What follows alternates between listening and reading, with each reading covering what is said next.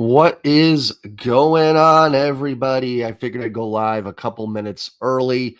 I know it wasn't scheduled till 11:45, but I was ready to go. So I figured I'd hop in here. Welcome in anybody that is joining.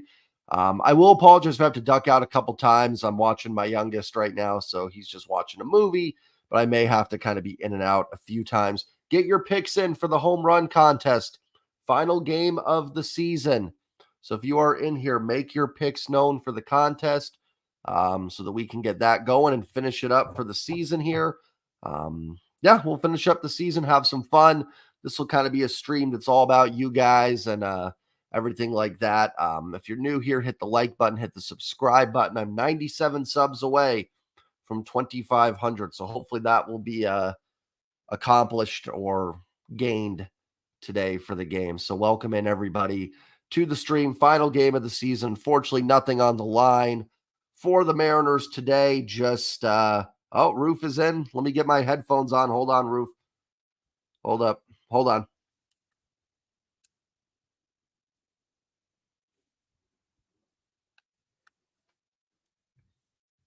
on.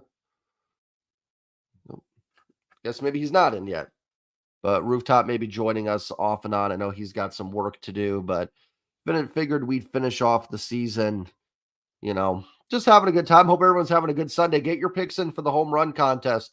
Last chance to win. Predict who you think will be the first Mariner to hit a home run in this game. Players can only be picked once. So get your picks in for a chance to win. Sour Vanilla currently leads with 2. Christian's got 1. Gunny's got 1. Animal's got 1. And Flick has got 1. Rooftop, can you hear me? I hear you just great. I got some little time, but I came here to address something if you're ready for it. Yeah, go for it. The stage is yours. I would say this. So everything that Cal Raleigh said yesterday, I'm in 100% in defense of him. I feel like he's only like the third player in Mariners or third of Mariner in history to actually call out the ownership. The last two were Lou Piniella in 2002 and then after that, Howard Lincoln got his feelings hurt and then traded him away to Tampa Bay for Randy Wynn because he was asking for another set of offense throughout the entire 2002 season. And Howard Lincoln's undoings was part of the reason why Moneyball happened. And a famous quote from Howard Lincoln back then, which, by the way, he is still a board member of the Seattle Mariners. He said this after the 2002 trade deadline. The goal of the Mariners is to not win a World Series. It is to field a competitive team year after year to put itself in position to win a World Series and hope at some point that does happen. And I just get the feelings now that John Stanton is doing the same exact thing. History repeats itself. Also, Jeff Nelson did the same thing in 2003 after their inactivity. And then they got their feelings hurt again and shipped him off to the Yankees for Armando Benitez. And I am concerned that if stuff like this escalates, then you're going to see some purges within the team. Like maybe that whole Cal Raleigh. And now I can see why he apologized. Now, I don't think he actually meant to apologize. I think John Stanton probably had a little yelling fest at Jerry DiPoto and Scott Service going, hey, I got my feelings hurt. Now you got to tell him to apologize. And they're probably like, okay, fine. So I'm honestly surprised that he's actually in the lineup. I thought he wasn't going to be. And I think if he didn't comply to the apology, I don't think he would have been the catcher today. So I think in this offseason, it's not like I think we should get Shohei Ohtani. But other than that, I'm not asking them to get like a Juan Soto. I'm not asking them to throw another 10-year contract. I don't think anyone should have to do that. But it's to spend money on quality veterans that have been there before, that have been to the playoffs. Because the one thing that this team really lacked, it was leadership. And the only sense of leadership that we really had was Eugenio Suarez. But that was it. And I don't think he was enough to be a leader. So I think offseason, they better be serious. Get a closer. Get someone in the outfield. Fill up second base.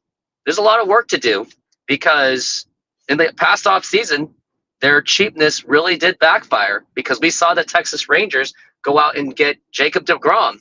We saw the Astros at least get Abreu, I think that's who it was. And the Rangers even at least hired Bruce Bochy. So I think not only do you got to spend the money, but also look at the organization within and see what changes need to be made. But yeah, that's my rant.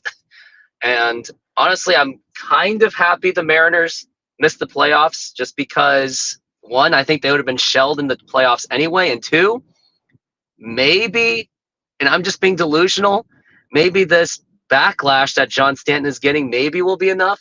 Except we all know that's not going to be enough because all Stanton cares about is as long as they're making the profits, which is not a bad thing, but Right. but everyone knows that if you're in a sports business, as tough it is to say, sometimes you got to lose money to make money in the long run. A lot of Yeah, businesses did. and I'm not, like you said, I'm not one of these people. It's like, oh no, John Stanton made money last year. He's awful. I mean, he should. He's an owner. That's his goal. But like you said, it's finding that balance between making money and also putting a winner on the field. And truthfully, Stanton is kind of like the worst type of owner because they do just enough to keep you invested. Like the team is just good enough that they're competitive, but they're not bad enough like where you're bringing the signs to the game going, get rid of this ownership. It's kind of that worst place you can be in, that middle ground where you don't know. And I agree with everything you said. I do think they might have had a shot had they gotten in the playoffs just because you never know. But everything else, I'm with you 100% on. And I agree. Like, I don't think you have to get Ohtani and Soto to necessarily be competitive next year, but they have to stop. There's no longer time for experiments. Now you've got to go out and get these players. You can't sit there and go, well, we expect to bounce back from Ty France. And maybe you do. Maybe there is something where you expect that, but you've got to go get improvements. You can't mess around in the outfield anymore. You can't. I'm all for like Josh Rojas being on this team. He's a good player, but you can't just pencil him in at second base and say that's enough. You've got to go out and look for major upgrades. And I agree. I think they need to bring in some guys that have some World Series experience. Good players. I'm not saying just go get garbage just because they've been in the World Series, but go get some guys that have been there and won that a little bit, sort of like the Texas Rangers did with Bruce Bochy, with maybe a couple other of the signings they did. And hopefully that can help a little bit too. I do think the core is good. I don't think they need to tear this down. I don't know what your thoughts are on that. I think you have a good foundation to build upon, but you have to build upon it. Yeah, I was going to add on to that. Like, I love the foundation. Like, this is the best foundation of a team that I have seen since the days of Ken Griffey Jr. We never had a foundation like this where it was led by young talent, something we never saw in 2000s. We never even saw this in 2010s. Like, I remember Jack Zarenzik tried his experiment and it failed. Bill Bavasi tried to spend his way, which I want to address him as well, which I am puzzled with the fact that when the Mariners were competing for the World Series back in the 90s, and they really should have, that team, to this day, I am still appalled that they didn't even get to a World Series or at least force a Game 7 in the ALCS. So they, for some reason, during those times, didn't have the money then because, of course, their excuse is, well, we're just waiting on Safeco Field to be built. But then as soon as Bill Bavasi took over and the team turned into a complete dumpster fire, he all of a sudden got unlimited amount of payroll to spend on, which if we all remember back in 2008, he was trying to spend as if we were trying to compete for the World Series, and it resulted in 100 losses. So I think there is a lot of hypocrisy in that. I'm kind of puzzled why that was even a thing. Yeah, why was out of all the general managers that have been allowed to spend, why was it Bill Bavasi? It was just really bizarre. Well, and I will say this. Go ahead. Well, you make sure you take notes on this, but another concern I have is, so the excuse that Jerry DiPoto made last year was he wanted to save money to save money for like Logan Gilbert, Cal Raleigh, George Kirby, and all those studs. But those guys are still in club control for at least a few years. So in those few years' time, sign some quality guys to at least those kind of short-term contracts until their time is up. And even if we save all the money, if we have all the money saved, who is to say that they're going to want to stay? Maybe they're fed up with the Mariners by then if they don't win by then. maybe they just want to move on, or maybe like Cal Raleigh, if he keeps improving like he is, especially he made a big step this year. I expect Scott Forrest to be like, hey, this is the best catcher in baseball. Give me like this amount of money or he's gone. And of course, they're not going to cave to it because we all know who John Stanton is. And I've always heard oppositions too, like, well, we gave the extensions to Julio Rodriguez and Luis Castillo, and we paid money for Robbie Ray. Well, those were the bare minimums. Like, you extended them, but that's your bare minimum job. And it's something the Mariners couldn't even do back then. So no, there's plenty of money to be spent on this team, and it doesn't have to be, like I said. Now, I think we should get Ohtani. I think we should at least give it a shot. Soto, Soto's not going to happen because he's a Boras client, so Boras is basically going to take the highest bidder on that one. But I think not to trade too. They'd have to trade, so that's not even like it's hard to say. You know what I mean? Like it's always hard to say with trades because you don't know what teams are willing to give up. So I agree. Go ahead. Then Ohtani, I think, is a little bit more negotiable because he can't pitch for a year, and it's not like the Mariners necessarily need him to be the pitcher. And frankly, long term, he's going to be a hitter. Like, I don't see him being a pitcher any longer with the way it's happening. Like we saw it before with Babe Ruth, he moved on from pitching probably because he didn't want to throw anymore, and he just wanted to hit bombs. And that was also the time the Red Sox and the Yankees realized, oh yeah, this guy has a bat, by the way. So in terms of long-term longevity, he turned into a bat, and Shohei Ohtani could be that guy. He doesn't have to pitch for us. We just need a big bat because he'd be a huge upgrade over Mike Ford, that's for sure, and would be a bigger upgrade than what we had before was Cooper Hummel and Tommy La Stella. So let's go get these guys. And here's the other thing. If we don't get Shohei Ohtani, who's to say other teams aren't going to go get him? And what if someone like Houston gets him? What if the Texas Rangers swoop in and get him? Like, then what are you going to do? He's still in your division.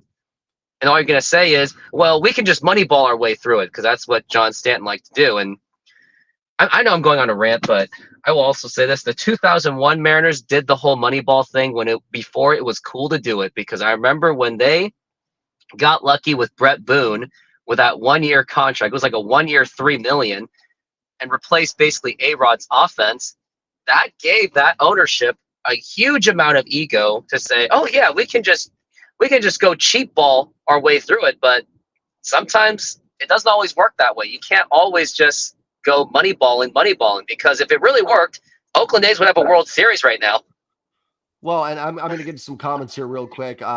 Sour, welcome in, my friend. I get the notion of wanting them to lose so the Astros don't win, but I'll never root for my team to lose. But I'll be honest, I don't really care about the result today. I've got you down for Cal as well. Jeremiah, thank you for the kind words. Congratulations on your team making the playoffs as well. So good luck to you guys. Thank you very much for those kind words. Sun Bob, welcome in. For sure, I'll say thanks for all the. Oh, thank you so much, man. I appreciate it. Yeah, enjoy that motorcycle ride, my friend. Jealous of that.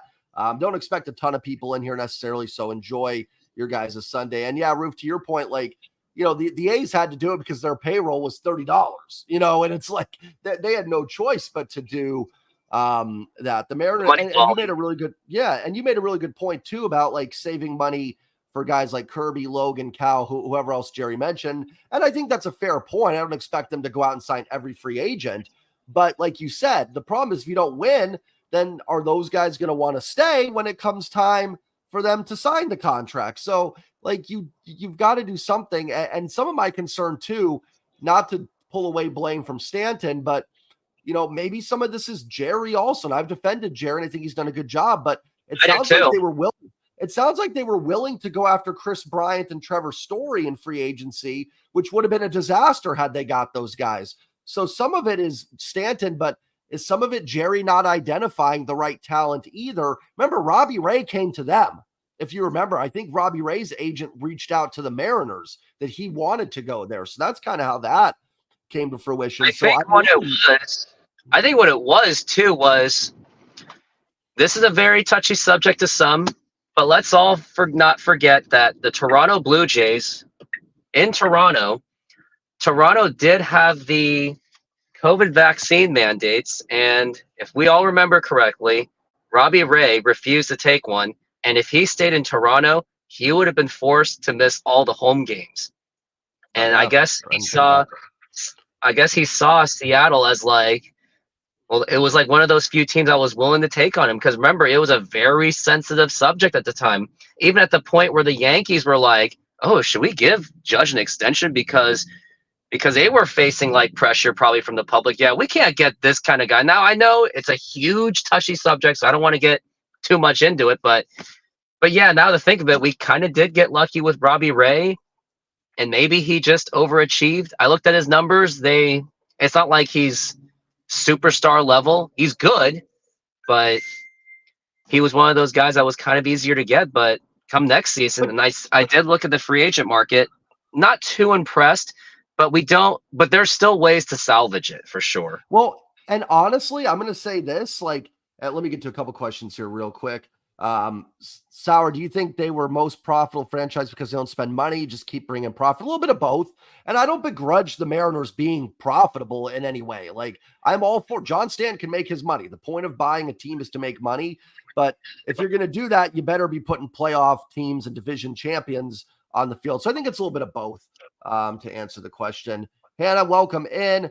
I know, same, right? Despite everything else, we are here. And even on a football Sunday, we are still here. TJ, $1 tickets on Game Time. Well, if anybody needs something to do on a Sunday, pick up that last second ticket. And I then have a crazy plan. Well, yeah, go ahead. yeah, I was going to say to the Robbie Ray point, honestly, and I know him missing this year, major disappointment. They need to go get more Robbie Rays, guys that can just put it like Robbie Ray would have been huge in September to have healthy Robbie Ray. You would have avoided maybe some of those Miller, Woo, tough starts that they had, running out of steam. I think they might make the playoffs. And I don't think Robbie Ray's ever going to win that Cy Young that he won 2 years ago, but he's a solid middle to top rotation starter.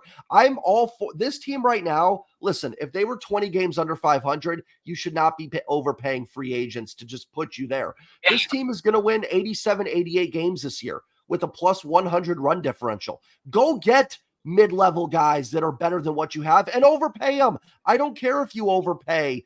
I'm trying to think of someone that's like off the top of my head, like, a Cody Bellinger like this year. Fine, give him that money. And I'm not diving into who I want yet here, but like, go give him that money. Maybe he's not worth the money, but if it puts you over the top, it's worth it. It makes it acceptable. He may not live up to a 5-year, $60 million contract, but maybe for 2 years, he gets you over the top and you have a chance to win a World Series. The crazy thing is if the Mariners and Cody Bellinger, for some reason, just didn't cross my mind because I thought he was done considering what happened with the Dodgers. But if the Mariners got Cody Bellinger, not only could we have had Cody Bellinger, but we could have still had Eric Swanson, which he could have been critical during those last stretches because the bullpen was not impressive either after the Paul Sewald trade because Andres Munoz blew some games. But yeah, they got to go out and do something. Like I remember even back in the 90s, there's several times where after the 1996 season, there was an opportunity to get Greg Vaughn. He actually wanted to play for Seattle. He wanted to play with Griffey. He saw the potential, but they just didn't spend the money. And it goes to even go further with cheapness. If you remember the legend Joe Carter, the Mariners actually almost got Joe Carter off trading Jose Cruz Jr., but the Mariners' cheapness was like, yeah, but we don't want to take that part of the contract, so we'll just take Paul Spoljaric and Mike Timlin. And I heard Joe Carter and Mike Timlin was actually the original pieces for that trade. And the Blue Jays are like, yeah, you can have Joe Carter.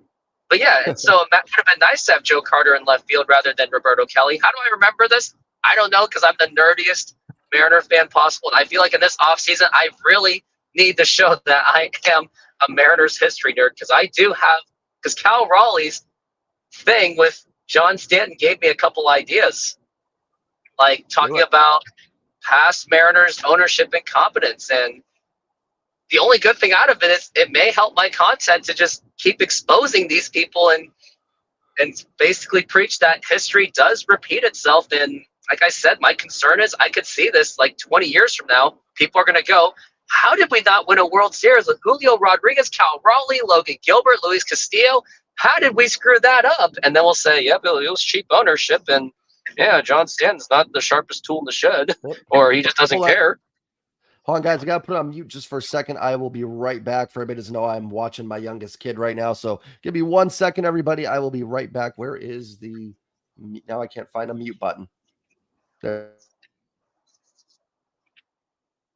Well, I guess I'm still around, but yeah, crazy thing that happened in the last 24 hours where the Mariners just completely laid an egg.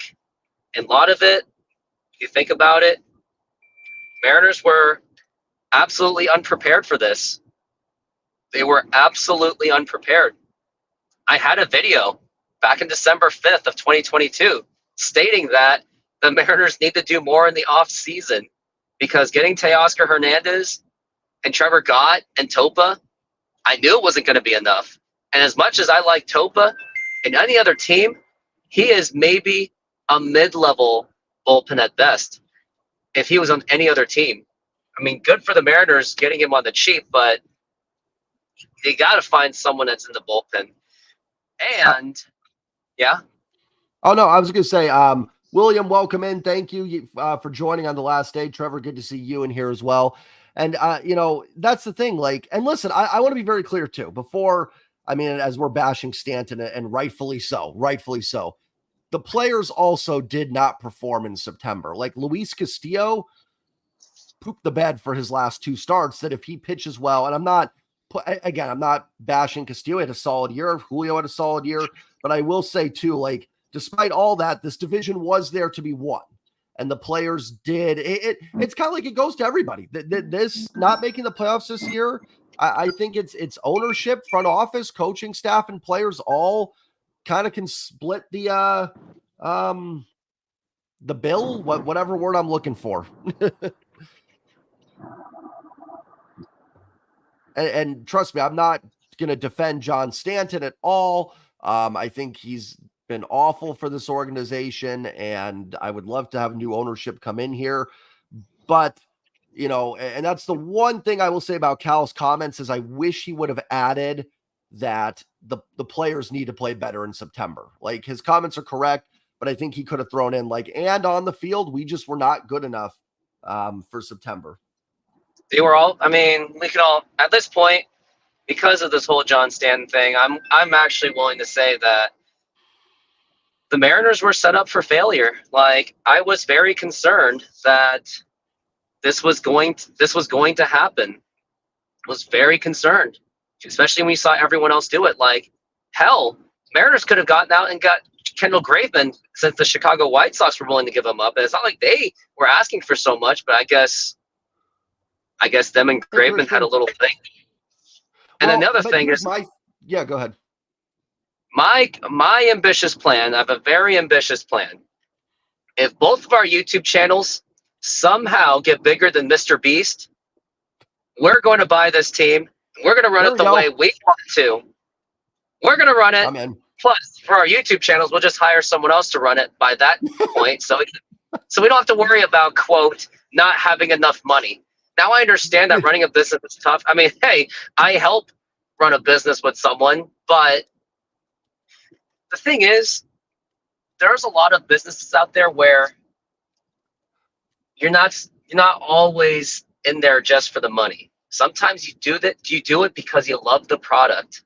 You got to love what you do, and it's more than just making the money. It's just having the mindset of wanting to win. And sometimes, and the thing is, a lot of people that do these sports ownership business, that's not their primary thing. That's most of it. That's like their side money, passive income thing. It's basically buying a house.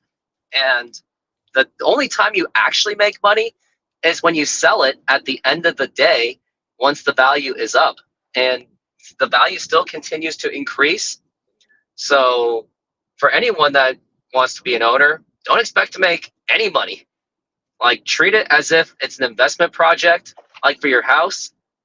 And with the rent money that you get, basically all that revenue you're making, that's basically just paying for your expenses. But other than that, you got to love your product. Can't just go willy-dilly about making your profits all the way. Like I said, We're not bagging on anyone to not make profit because we don't No. want to end up like we don't want to end up like the Oakland A's of all teams. But Yeah. the team has the resources, they have the market, which Washington State and Seattle still continues to be a growing market. Then the market is there to spend the money. It is there to spend the money. Well, And and that's plus, kind of yeah, where it's almost more. I will not sit here and say that being a Mariners fan is more frustrating than being an A's fan because they are going through hell right now. But it's like you said, it's like this team is that in that mid where they won't spend so little that we just know, we can bring the sell the team banners, but they won't spend enough to put this team over the top. So they get us hooked when we're buying tickets because we're fans. We want this team to get into the playoffs and get to the World Series. Like we were invested, even like disagreeing with what some of the ownership did this year. We were still like, hey, this team's a win away from the playoffs. Let's go get it. But then they don't do enough to put them, unfortunately over the top. And I think you made the point yesterday too. Like, we talk about September, April, and May. This team dropped some games and they couldn't, they were hovering around 500 and below 500 and just couldn't put it together. Had they been 3 games over in April and May, nothing's fancy, 3 games over 500 for April and May, they're probably in. So just a lot of things that went wrong. Christian, I appreciate that, man. We both went through tough final months, you with the Cubs and us with the Mariners. So but I appreciate it. I would like to address is where was I'm I? not sure in the lineup, Augie. I didn't check it. Go ahead. But I will say this: like next year, 2024, I don't want to hear one Mariner fan where if we lose a close game, I don't want to hear anyone say, "Oh, it's just one game. Well, We'll be I fine." mean, they're going to lose some game. I mean, you're going to They're gonna have lose bad games. losses. Like, But but I get what you're saying. I get what you're saying. But if we lose by like 10 runs, it'd be like, okay, it's just not their day. Everyone had a bad day, or someone had bad food poisoning or something, and they were just not there. Or maybe there's games where they're just tired just before the day off, or just before a series. Fine, but Mhm. don't lose the games where you're up by like 7 runs against the Chicago Mhm. Cubs, and then Yep. somehow not hold it. Those are the games that I don't want to lose. Now, if it's Mhm. like that Tampa game where they came in and just completely destroyed us in the 8th inning, fine. It was Mhm. that kind of one game okay, but not those Right. choke job games where you had the lead and it was easily manageable, but then you just blew it. It's those type of games. But there's fans Mhm. out there that still say one game. I remember when Jordan Alvarez broke our hearts last year. Fans still said, it's just one game. We still got 3 games to go. We still got 2 games to go. But we got swept. So it wasn't just one game. And that one game could Yeah. have shredded their confidence and we could have gotten as far as the World Series. Yeah, I certainly don't know if anybody the playoff game. I think it was more of a like my take on it was, I didn't expect them to go in and sweep Houston in those 2 games. So hopefully they can bounce back. No, but you're right. Like it's not just, like losses are going to happen. Baseball is a weird sport because like every team wins 60, every team loses 60. There's going to be some heartbreaking losses. The problem is like, the Cubs game is a good example you brought up. If they're 13-3 and lose a game like that, I can throw it away. If they bounce back the next day, fine. I'm willing to do that. It just when you're hovering around 500, you can't afford to lose those games. And then they're dropping the next game and it starts to become a trend. It's just like the Dodgers series. They didn't have to sweep that series, but they could have won one. They could have snuck a win in there somewhere. Like that's the crazy thing about this September is that they've played all these good teams, and I get that, and I don't expect them to sweep all these, but if they just won one game in Texas, one game against the Dodgers, and not blown that big lead to the Reds, they're in the playoffs. So it's like it wouldn't have taken much. They don't blow that lead to the Cubs. They hold on to that Cubs game in April, and this game at least would have meant something. We would have had a chance today to get in. So it's just been, truthfully, when it's all said and done, looking at how they played in September, they just really didn't deserve to get in, unfortunately.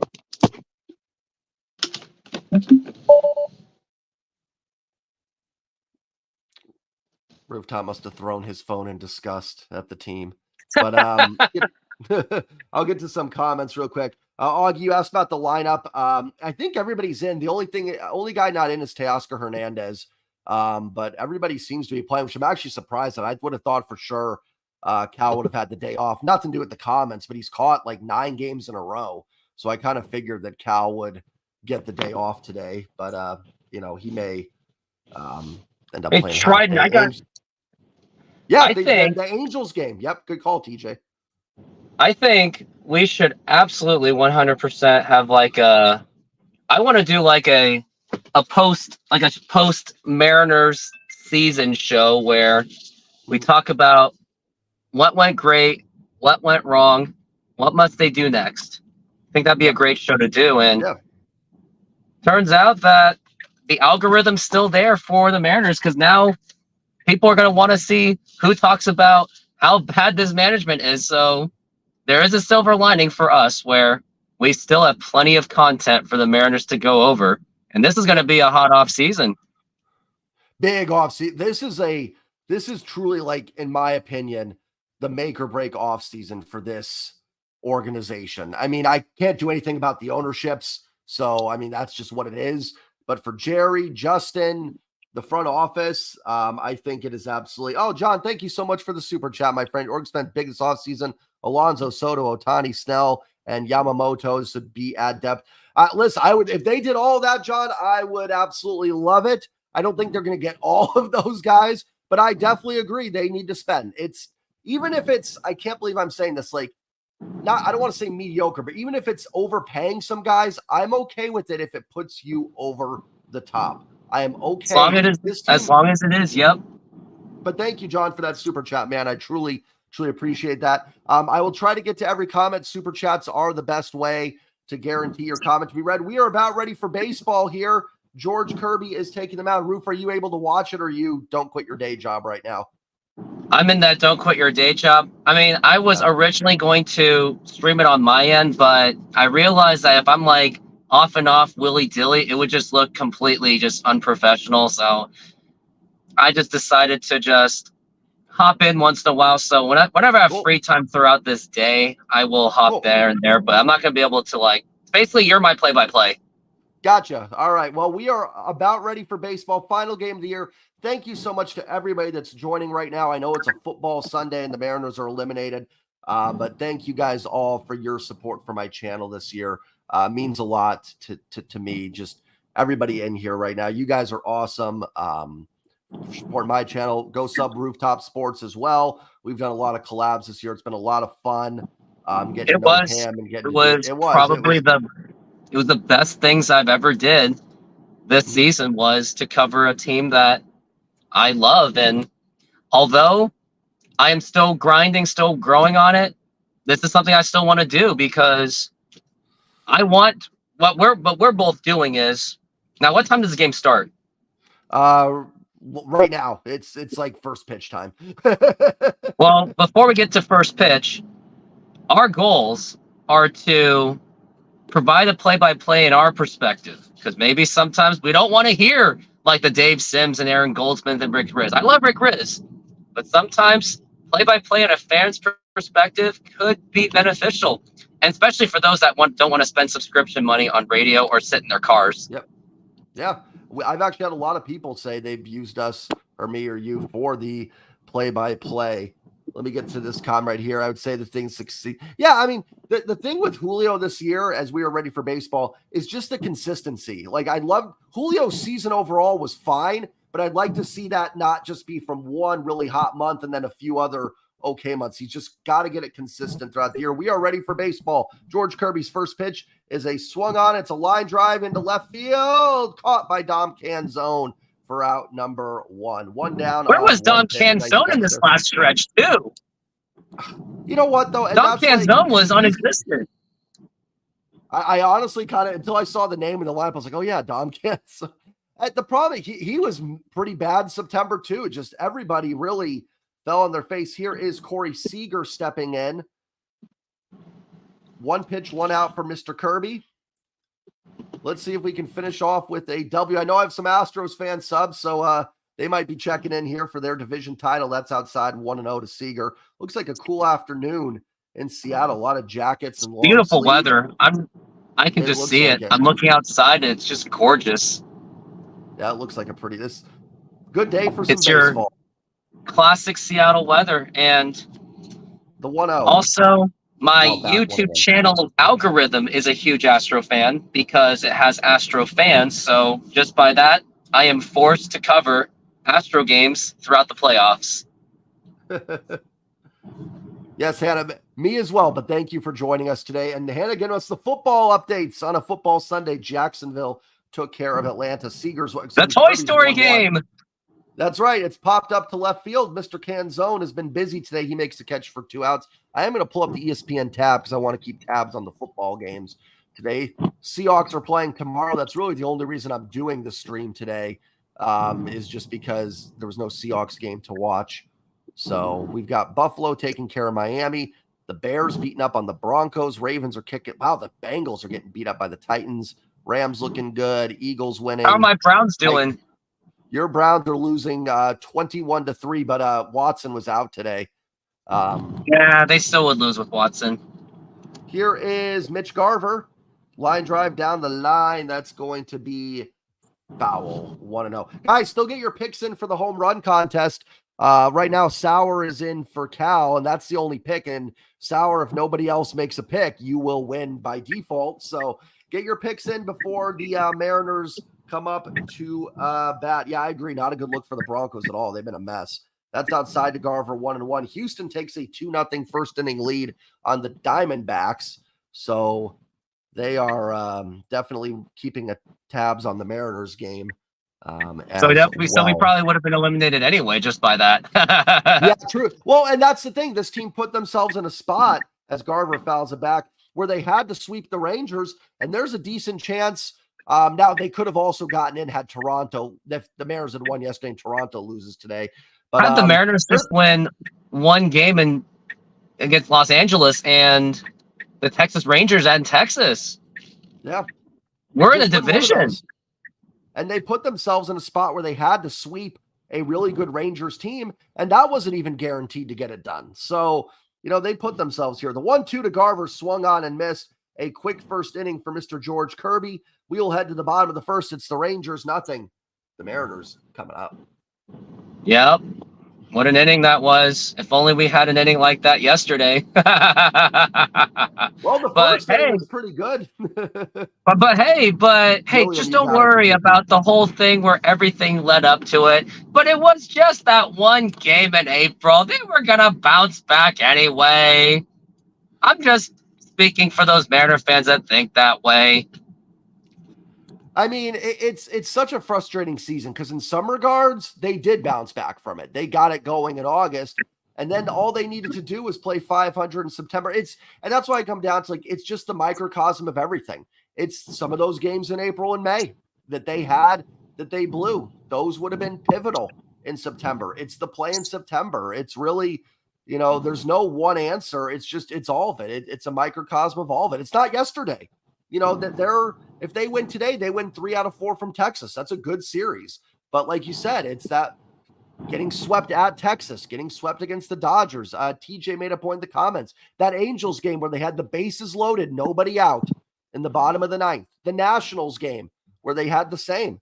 I mean, so many losses that they could go back and change. I know every team can do that to an extent. They can all look at it and go, well, if we would have done this, we'd be fine.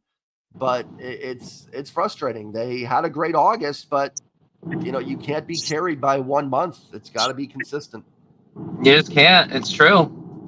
Bob, our son Bob, I will give you Rojas because JP is taken by Williams. So you will have Mr. Rojas for the home run contest. Is Canzone taken? No, you can take him. I'm taking Canzone because he's due. Truthfully, the only people that can win the contest are Christian, Gunny, Animal, Flick. And there's a little dribbler off the bat by JP to third. Young picks it up. It was a little check swing. Didn't mean to do it. 1 down here. Dane Dunning on the mound for the Houston. That's how off we are because we're just completely crushed at the Mariners. But hey, the good thing about the Mariners not making the play Art doesn't have to feel like stressed all the time anymore, for at least True. time being. And I don't have Here's to worry Julio about versus don't quit your day job problems. John. Thank you again for the super chat, my friend. Really appreciate it. Do you think Cal gets traded after last night's comments? I don't. I don't think they'll do that, but I also don't trust John Stanton to not throw a fit about it and to I do will it. But say I do this: I not think think they will. I the don't only think they reason will. Cal Raleigh apologized was because John Stanton probably told him to do it. Probably, and that's as Julio strikes out going around. Yeah, the White Sox game, Thomas. That game 3 that they blew Andres with the Munoz had Munoz that thing. game. Yeah. First year as a baseball fan. Prima, you will get used to it. Trust me. If you're a Mariners fan, nothing new here. Actually, it was new because normally we're not even in contention. But I hope you enjoyed your first year of baseball. It is a great game. It's a great game. Here is the big dumper, Cal Raleigh. If he homers, Sauer will clinch the contest. He pops it up. It's going to get out of play. Julio struck out on 3 pitches, 2 down here for Cal Raleigh. It is kind of weird watching this game stress-free. It's like the first stress-free game of the season. There is a sense of like relief with this. I love it. I mean, as much as I'm crushed that the Mariners missed the playoffs, Yeah. I think my body just completely loves Save. that. Swing and a miss. We're watching a game where we're not throwing our hats, not throwing our helmets, not blowing out our voice boxes. Maybe not some of my friends going, "Hey, are you okay, man? You look off in the show." It's like, no, I'm just like, I'm fine. It's just the Mariners suck. The 0-2 to Cal, swing and a miss, strike 3, and that will retire the side. We'll head to the second and no score. John, you've been a fan since 92. It really, outside of a few moments, 95 was great. 01, 2000 were great moments, but still at the end, I mean, 2001, we didn't even get to a World Series. Like, I loved the season, but still ended in disappointment. I hated that season in retrospect. Yeah, no, I mean, like, I enjoyed the ride. It was great. I enjoy the ride every year. I would rather watch the 2010 Mariners and not watch any baseball. But yeah, it has been a lot. Hey, 2010, there was hope. There was Justin Smoke was an upcoming thing. It was at least funny to hear Ken Griffey Jr. just drive off, and then Jay Buhner text him going, "Hey, where the hell are you?" Griffey probably didn't even text him back on that one. Yeah, I mean, there was, and listen, it was pretty stress-free because they were out of it. So my most favorite losing season was 2019. Because that's when we were looking forward to all the young prospects in the minor leagues. And that's when Jerry DiPoto finally just let it go of that core of Cruz and Cano and finally go, okay, we have to rebuild. And I remember they were being so open about it. Yeah. Well, 2019 was fine because like they like you said, like we knew it was going to be a rebuild. They admitted it, they did it. And I was fine with 2019. You saw some bright spots. You saw some guys coming up. 08 and 2010 were brutal because even though I didn't expect those teams to compete, they paint. Well, 2010 I thought they would. 2008 team I thought was going to be a disappointment. 2008 I thought was a fraud. Everyone was saying that the mojo's rising. Yeah, 08 because they were coming off that year. 2007 when they won 88 games. But with like a negative run differential and everything. So 2010, I thought the team would be okay. So, but either way. Another video idea I have is going over the 2004 Mariners where it's going to be titled, the 2004 season wasn't as bad as you think for the Mariners. It was Edgar's retirement tour. It was, you got to at least see the last year of the core of Dan Wilson, Edgar, and like Jamie Moyer. Ichiro's 262, and we got to see the young guns, Bucky Jacobson, Justin Leone. To catch one down. Yeah, Bobby Mastridge. It was at least the core from 2000 to 2003 was old. It at least was a crash that was kind of needed now. Unfortunately, Bavasi had the keys and that was not good, but it was needed in terms of like to reset the organization. Stepping in here is Nathaniel Lowe. 1 down, 1 out, nobody on here. Kirby only at 9 pitches. Could have used this yesterday. His pitch to Lowe is in there for a strike. Looked outside. Tank Bowl time. Chicago holding on over Denver. And Baltimore is up 18 on Cleveland. Thank you, Hannah, for the football updates. I do appreciate that. 0-1 here on Nathaniel Lowe from Mr. Kirby. comes set. The pitch is in there for a strike. 0-2. George Kirby sharp so far. Thank you again, guys. John, for the super chats. Really appreciate those. I try to get to every comment, but if you can't super chat, guarantees that I will see it. Obviously not required to do that, but it does help. The 0-2 from Kirby to Nathaniel Lowe comes set, and the pitch is strike 3 called. Just catches the inside corner. George Kirby sharp here early. 2 down. Let me take a look at this. George Kirby's my friend. Listen to Goldie having to. Oh, that was the worst, Trevor. The fact that Goldie was on the national broadcast and he had to be pumped for Texas winning. He did a good job. Goldie's the ultimate professional. He did what he had to do, but I agree. It was so hard hearing him have to be excited. Reminds me of, like, how should I interpret the Astros? Like, will my Astro fans be like, hey, be like an Astro fan, or should I just do it professionally? I would just do it professionally. I would just call it like you're calling the game, like you're some regular broadcaster, that's your assignment for the day, and get excited. It's more healthy that way anyway. Don't get invested. Exactly. Be stress-free for you. 1-0 here from Kirby to Josh Young. We did have a roster move today. Edward Bizardo option and Prelander Baroa brought up. So he might get a chance today. Yeah, that'd be cool to see. I'm looking forward to that. Hopefully we get to see Prelander pitch. You know what I would have liked to see is give Cole Young and Lazaro Montez an at-bat. Just one at-bat. Just give them a taste of it. The problem is they're not in the 40-man, so I don't know if you could do that at this point, and then you'd use up an option. I wish you didn't have to do that because I would love to see that. Young swing and miss. Just like the last game, if you're out of it, there should be some rule that you get to bring up prospects, and it doesn't count against service time just to get the fans in the park. Like, you know what I mean? Start Montez, Young today. Just have a good time with it. You know what I mean? That's what I wanted in end of 2019. Like, I was like, hey, just let Julio and Jared, just let them sit on the bench for a game or two. Here's the pitch from Kirby to Young. Swing and a miss. George Kirby sharp early. Strikes out the last 2. We'll head to bottom of the second. No score. But yeah, the problem with that is then it affects the service time and everything. But there should be some rule where if it's just for the last. John Stanton would love that. It would sell tickets. There you go. John, get on the horn with that. That's what you're all about. Hey, John. Actually, John Stanton is going to threaten another strike just to get the 4th playoff spot. And then next season, they will be number 5. That's my bold prediction. I really think the Mariners had their hand on that 2022 strike because they're like, hey, no fair. We didn't make the playoffs. We were the 3rd spot. We want to get the 3rd spot. Hunter, I'm not spending another dime on this team till it shows they're committed to winning. Don't blame you. I don't blame you. You know what? If you don't want to spend a dime, spend dimes. How about this? Spend dimes on us. Donate to us. We're committed. Raise money for us to buy the team. There you go. John Snow helping me out that today with his 2 super chats. I appreciate that, my friend.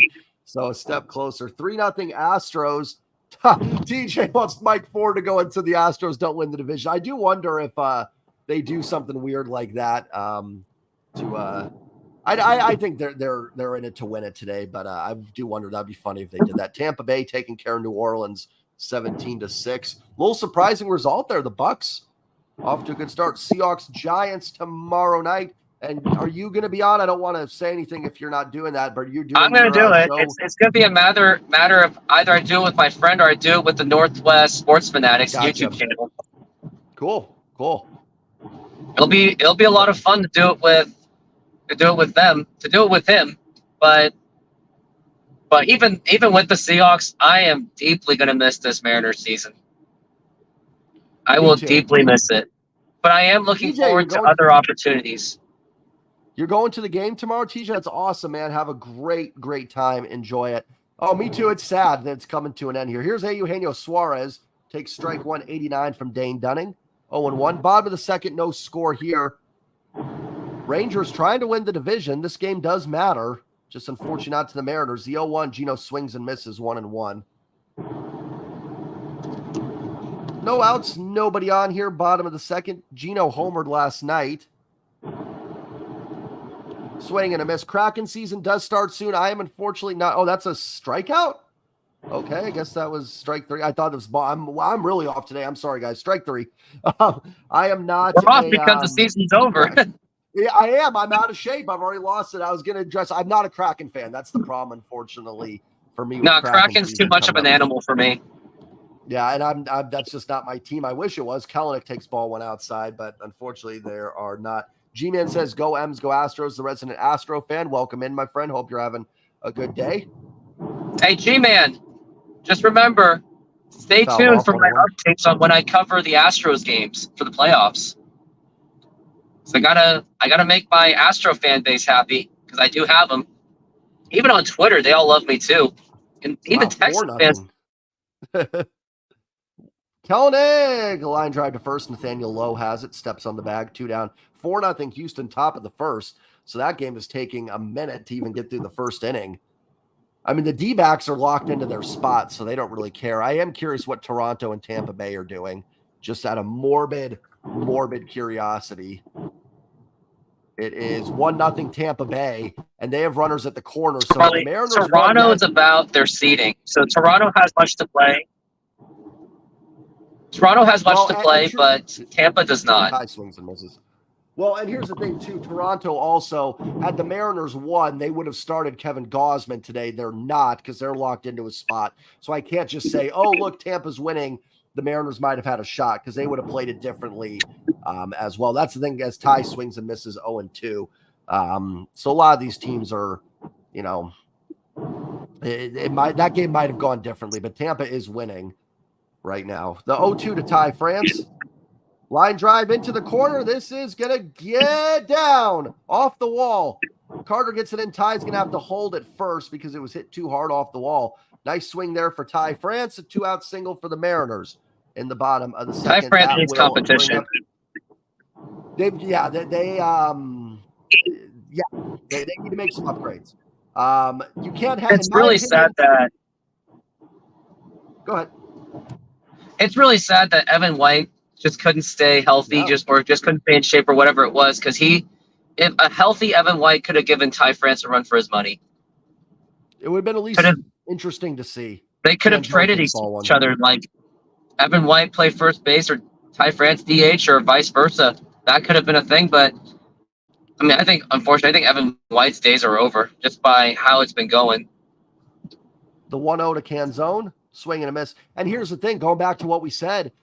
I don't want to give up on Evan White. I think there's a good player in there, but this team can't afford to be like, oh, let's give Evan White another shot next year. Like, you've got to go for it, for whatever reason. Now, I mean, if they want to go get like Soto, Ohtani as Canzone pops that foul and improve every other spot in the roster and give Evan White a shot, then fine. But more than likely, you just can't go in with that. I think Ty and Gino, one of them has to go.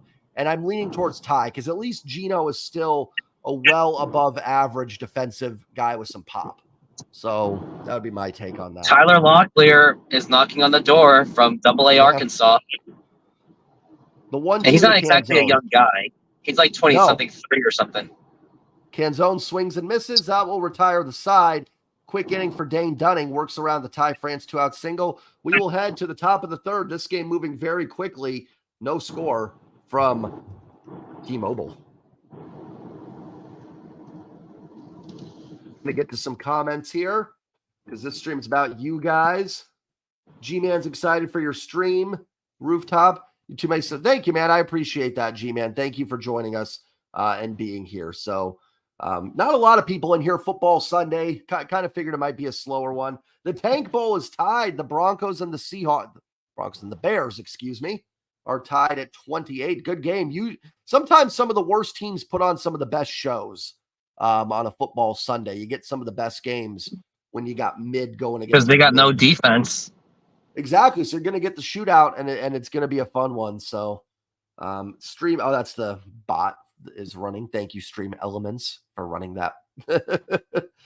I hope you guys are all, if you guys have any questions, comments, leave them down there. Let's, I know it's kind of a tough game to get super excited for.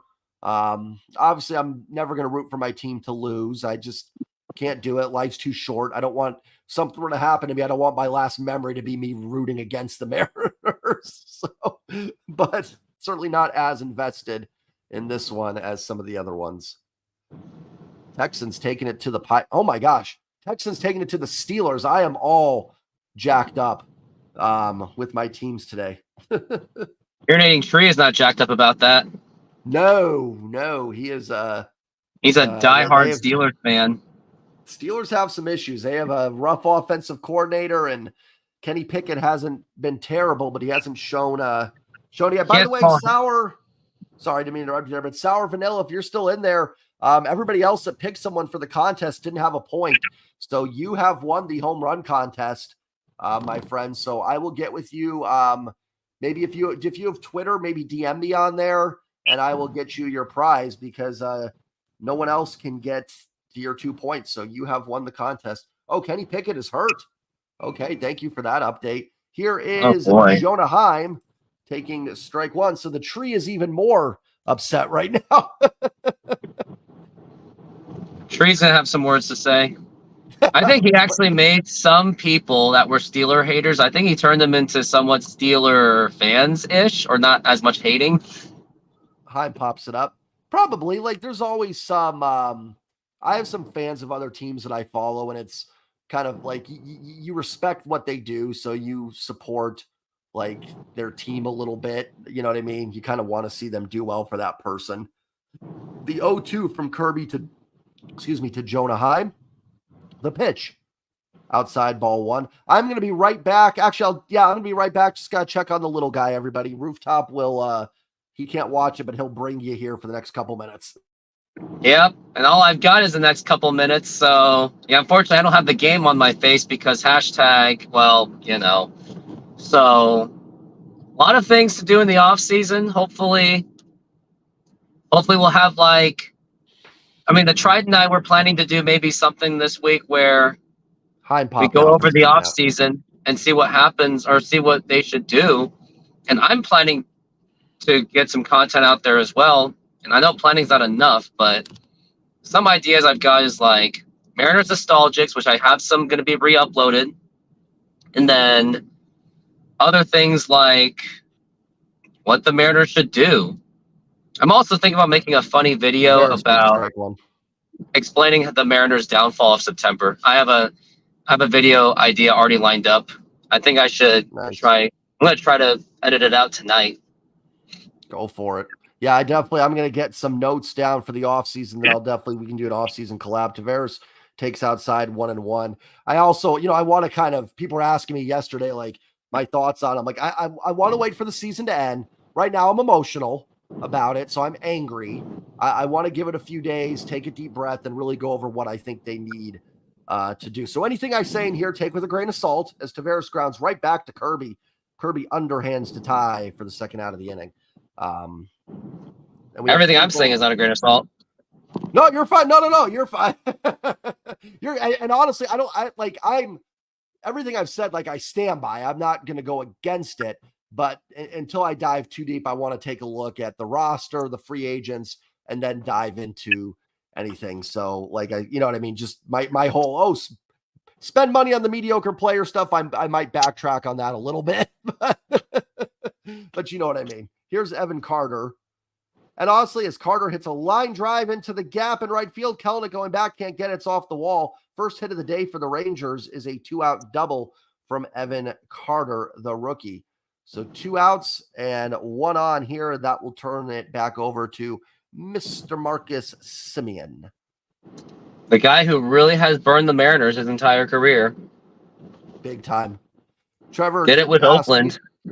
Do you think fatigue of our position players played a role in September? A bunch of guys played every day. I definitely think it did, but I will say to that, one, I will add that another good reason to win more games in April and May, because then, if you do have that fatigue set in, you've got some cushion, and other teams are going through the same thing. So it may have been some fatigue, but, Texas and Houston kind of playing the same schedule. So it's hard for me to say that's just the reason, but I definitely think some guys look tired down the stretch.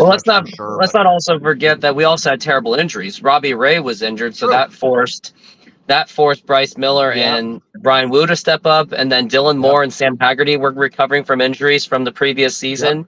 Good point. And Andres Munoz injured, so everything caught up, and the lack of ability to mitigate that really did catch up. No, I think that's a great point. I'll even point one out too.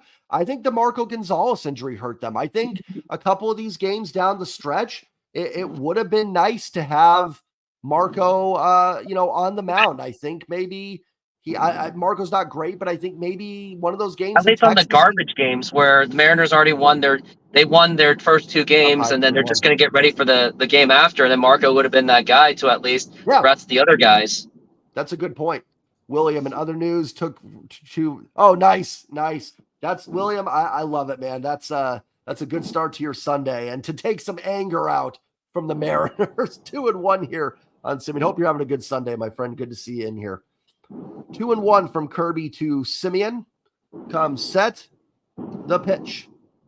Fouls it off, 2-2. We have a score update in baseball. Washington beating Atlanta 4-2, bottom of the fifth. Atlanta going for win number 105 on the year. That is going to be a tough team to beat in the playoffs. That lineup is, it doesn't let up. They could be the favorites. Yeah, definitely. I would say for sure. Here's the 2-2 from Kirby to Simeon. Outside 3-2. Tampa Bay is up 8-0 on Toronto. Now, I know Gausman would have started had the Mariners won yesterday. Flick, good to see you in here, my friend. But it is kind of frustrating seeing that score, knowing that if the Mariners won yesterday, then they might have had a chance with Toronto losing, but it is what it is. The 3-2 from Kirby to Simeon. Comes set. The pitch. Grounder to short. JP's got it. Flings it over to first. Dug out by Ty. Nice play to get Simeon. That will retire the side. We are going to head to the bottom of the third. No score. If you guys are new here, hit the like button for me on the stream if you haven't yet. That just helps get it out. Heads up, everyone. This is my 2-minute warning. And also, this is my 2-minute warning because hashtag, but if we're going to get Shohei Ohtani, which I don't think they will, Ichiro, you would think, would be involved in those kind of meetings. Yeah.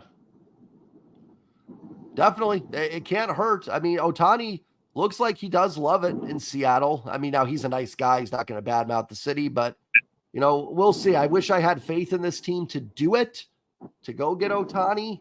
My other concern is like, they've just, well, and maybe they've like, oh, hey, we haven't spent these off seasons because we want to go in and get Shohei Ohtani. And that's fine, but you can never guarantee that you're going to get any one player. It's still a very poor mindset to have because that's just a way of making excuses rather than try to go out and win, which this team has the talent. It's just there was just a lot of lack of depth in some places, and it pains me to say it, but maybe, like we all agreed, maybe at least Hollander, I think, should have his job looked at. But the one thing I will say about Scott Service, and there's one thing I do acknowledge about him. Going through his resume, he actually worked as a scout and a special assistant to Jerry Dipoto. So I think Scott Service can be more effective in other ways. I don't think he's a manager, but I think he could do great things in the front office. Yeah. I think he's more of a front office guy. His personality says front office. I think he is more of that kind of guy. Yeah, that's interesting. I never really thought of it like that, but that's definitely we'll see what they do. I have a feeling everybody's going to be back, so we'll see what they do. Flick says Ohtani not coming here. I don't think he is either, but I do think they will be in play for him. Here's Mike Ford, fouls it off. I do think they will go for it with Ohtani. I don't know if he's wanting to come to Seattle. I think the Dodgers, the Giants, maybe we'll see. But 0-1 to Ford. Little blooper. But now it's gonna drop in for a leadoff single for the F350. But now I got to roll because the hashtag don't quit your day job. But all right, man. If you see me come back, yeah, and thanks for having me. You gave me some good pieces to cut off, to make some cuts. Do it. And if you guys haven't yet, sub to Rooftop Sports, and yeah, just come back in, man, when you're ready. Will do. Like, why would you want to come here? Good city, good, decent fan base, good ties to the Japanese players with Ichiro. Listen, the Mariners are not a bad baseball team. They're close. I think Ohtani could put them over the top. That's a strike to Rojas. This isn't a team that lost 95 games this year. I don't think they're necessarily far away. from contention or anything like that. I mean, they were in contention this year. I don't think they're like need to tear anything down here. So I think there's reasons Ohtani would want to come here. I don't think he necessarily will, but I don't think it's the craziest thing that he would come to Seattle. Pat Fryer moved out as well. Rojas with a drive, deep right field, going back to the track. That ball is, I think it's a foul ball. Oh, that just turned at the last second. Missing the playoffs and playing like will have more implications. Yeah, I'm definitely. I mean, at the end of the day, money's going to talk. And if they're willing to spend money, which they haven't yet, you can get guys to come here. I think it's, we've seen guys go sign in bad cities for money. So we'll see, but definitely a disappointing end to this. That's outside 2-2.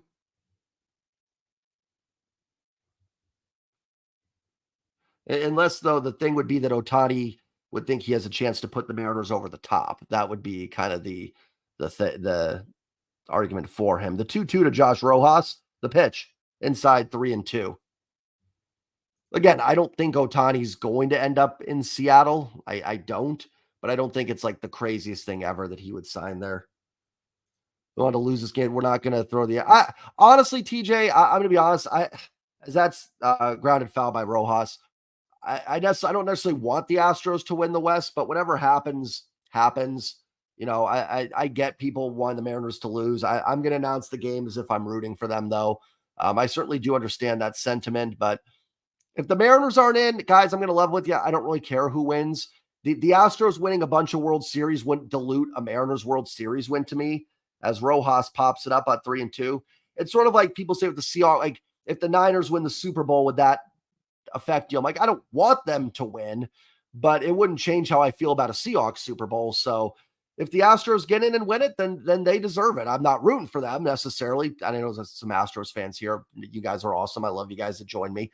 But I'm not necessarily like going to go out of my way to root against anybody. Once it's over for the Mariners, and it's over. The pitch to JP is in the dirt, 1-0. Runner at first, 1 out. Ford with a bloop single, and Rojas grounded out. I believe, or did he strike out? I don't remember now. It was 2 seconds ago. Next game, February 24th, spring training against the White Sox. The 1-0 to JP in their first strike, 1-1. If you guys are new here, hit that like button, hit the subscribe button for me. I appreciate it. 94 subs away from 2,500. The pitch to JP. JP with the drive. Deep right field, staying in the yard. The cameraman's killing me. Not even close. Not even on the warning track. Garcia makes the catch. Nice job, cameraman. It was just hit really, really high. But it didn't even hit the warning track. 2 down. Thank you for the new sub. 94 away. My goal was 2,500 by the end of the season, which probably would have happened had this team made the playoffs, but is what it is. I will have an off-season video up next week talking about my thoughts on everything. This ownership group. Here's Julio. Julio grounds it foul for strike 1. 1 out. Runner at 2 outs. Runner at first. Man, I'm in spring training mode here apparently with my play-by-play.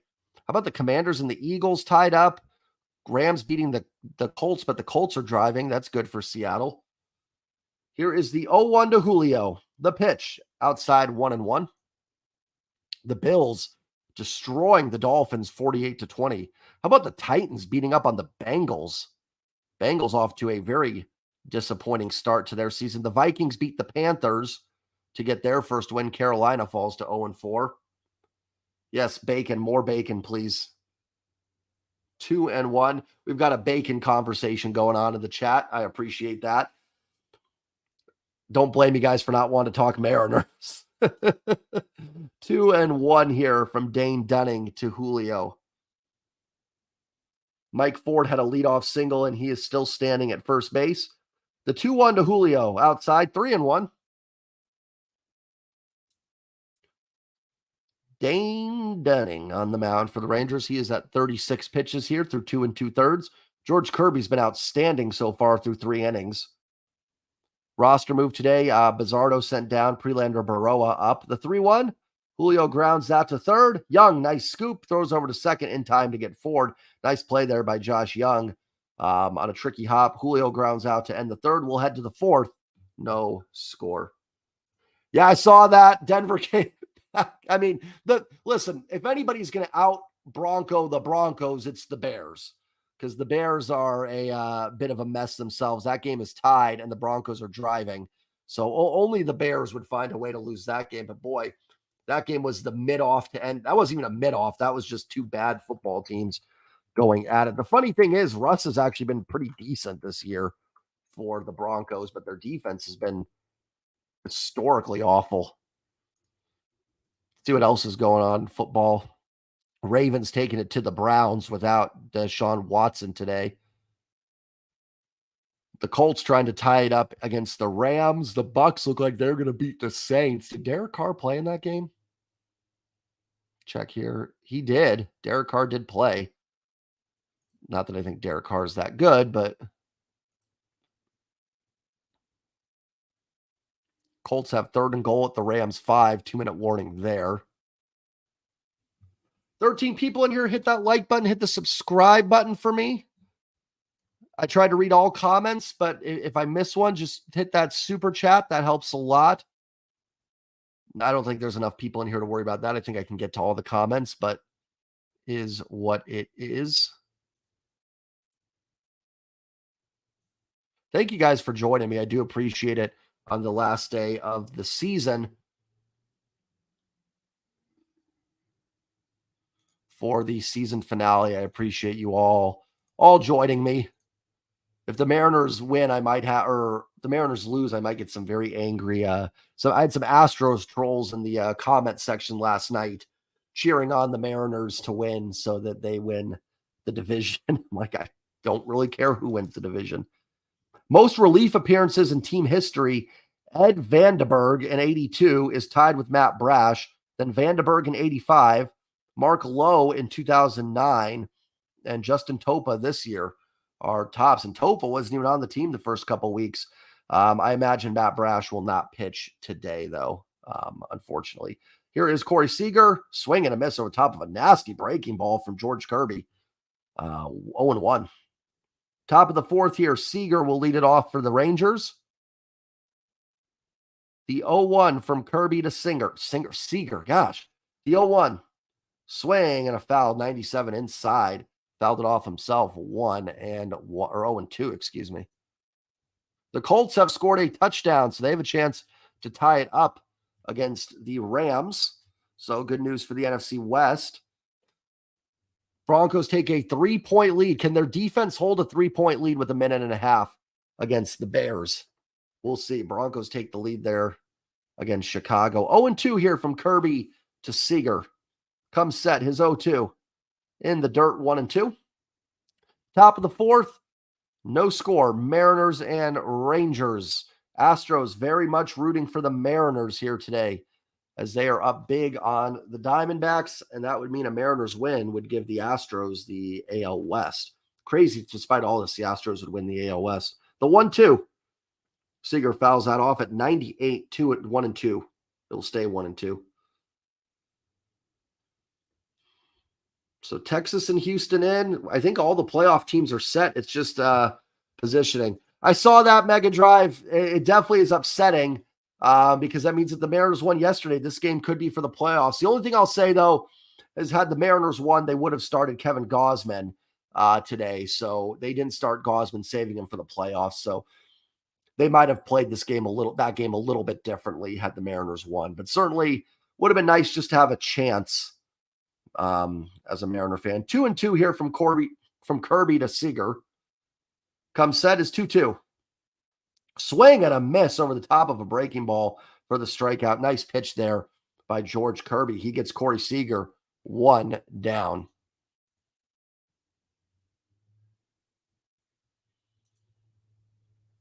The Colts have tied it up against the Rams at 23.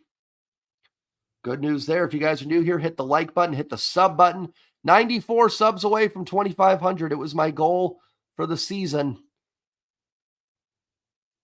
Blue Jays lose the wild card 2 and 3. Nobody cared.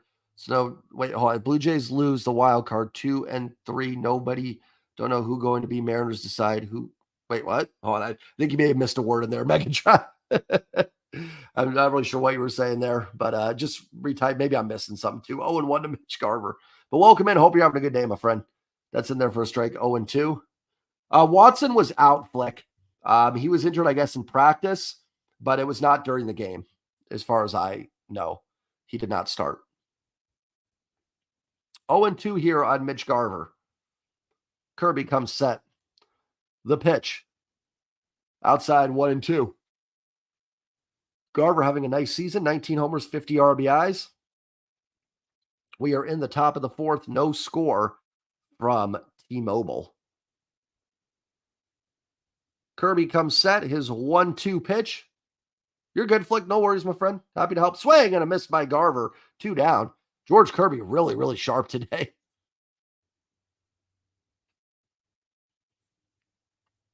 The Bears have the ball at midfield against the Broncos. How about the Commanders taking it to the Eagles? Well, they're tied. They're not taking it to the Eagles, but in line. Big game there. And the Colts did tie that up with a 2-point conversion. Here is Adolis Garcia. Kirby really sharp. 3 2/3. 1 hit, no walks, 5 Ks. Garcia takes ball 1 low.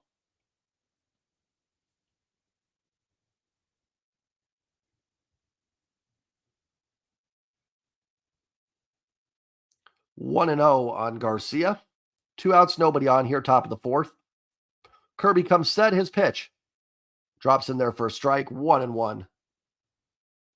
I wish I was a UW fan, Mega. It seems like a really, really fun team to root for. They have been awesome. They took care of the Wildcats last night. Penix and company. I can't wait for that Washington-Oregon game. That's got to be coming up soon. That is going to be a great, great game, especially as a casual observer. Garcia ground ball through the hole between Rojas and JP. A 2-out single for Adolis Garcia. That will bring up Mr. Nathaniel Lowe. So 2-out single for Adolis. Last game of the season.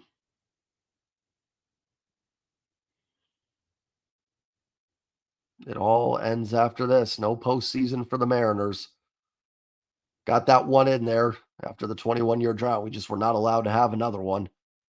George Kirby comes set.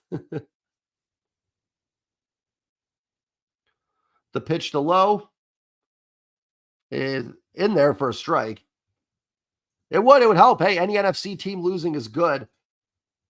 I am not. I went to ASU, so I'm a Sun Devils fan.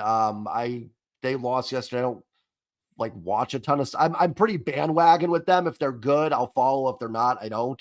But no, I'm not a Huskies fan. I'm not anti-Huskies or anything, except when they're playing ASU. Low at the drive to center field. Julio going back on the track makes the catch for the final out of the inning. Oregon Washington football will be a run. Yeah, it's going to be when is that game? It's got to be coming up soon. But we will head to the bottom of the fourth, remaining scoreless. Nice catch there by Julio. George Kirby sharp through 4. No score.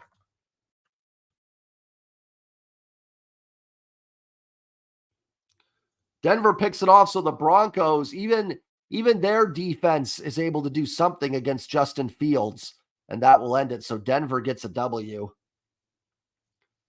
Yeah, let me, is there a way, are you able to private message? I mean, if you want to put it in the stream, Sauer, you can, and I will email you and we'll get that figured out. But if you want to put it in the stream, that's totally fine. If you want to find a way, if you can message me on Twitter or something, if you have it, go do that. Whatever you're most comfortable with. 2 weeks. Got it. Huskies have a bye week. Thanks, guys. Appreciate that. Big Country, welcome in. Howdy to you as well. Yeah, pretty disappointing. Kind of just wanted to do this stream as a thank you to all my subs and everything and all that. But yeah, definitely a very, very disappointing ending, to say the least. Coming off last year. So yeah, Sauer, whatever you want to do, if you want to put it in the chat there, you can. That's certainly up to you. Yeah, exactly. Bring on the spam. But yeah, if you want to, I'm on Twitter at Jay's Trident Podcast or Jay Talks Hawks or something. If you want to find me on there, then Go for it. We'll get your prize sorted out here. Wow, 14. That's insane. That's right. But you're right, Megan. They haven't won since last year. They beat Houston, I think, early in the season, and that was it. Hoping the Colts can pull off the win over the Rams. Oh, hold on, guys.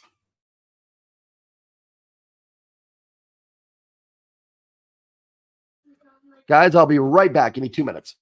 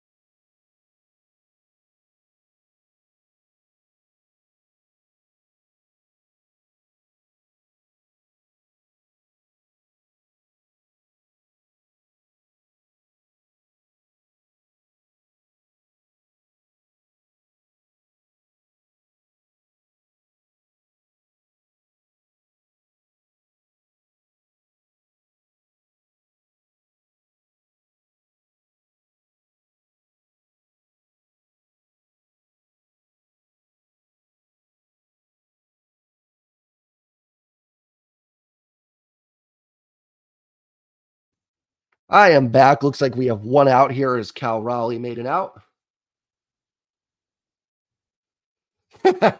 Like, yeah, no worries there. G-Man, no, I'm not necessarily rude. I'm going to be perfectly honest with you. It's football season for me once this is over. I truly don't really care who wins the World Series. Gino takes the ball 1-1. My wife is a Phillies fan, so she will get my rooting interest. I will probably be rooting for the Phillies, but it's not like I'm not like an Astros hater or anything. Gino with a line drive out the middle, base hit. I don't really care who wins the World Series, to be perfectly honest. I'll root for the Phillies for her. Other than that, I don't, it doesn't really bother me either way. I don't really have a lot of enemy teams. I root for the Mariners, and if the Mariners don't win, then whoever gets it. The Bears are the only professionals. That's insane. The poor. Now, you know what? The Bears have, it is just been a rough ride for the Bears. Every team had to be grateful because it was, yeah, exactly. At least we're not Bears fans. Although I am a Coyotes fan, that's pretty much just as bad. Kellenick takes outside 1-1. Colts have the ball back, going for the win. That would be huge. Sam, I'm my name. Sour.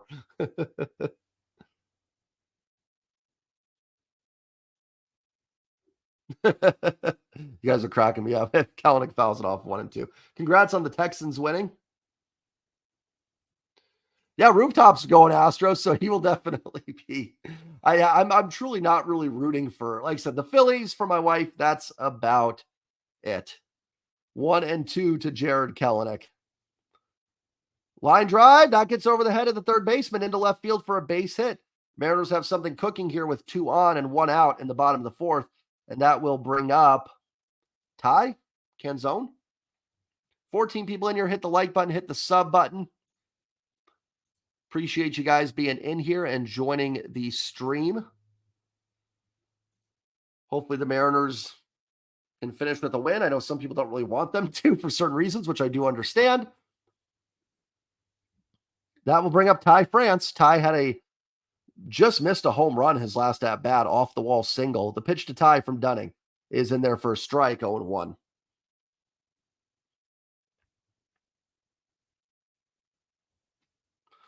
And 1 on Ty France from Dane Dunning. Mariners trying to win their 88th game of the year. The 0-1 to Ty drops in there for strike, 0-2. Coyotes versus Ducks. That's the Western Conference final. We will see. yeah. I mean, obviously, listen, if the Astros winning if the Astros had lost yesterday and the Mariners won, I'd be rooting for the Astros today to get the Mariners the division. So you're good. I mean, go for it.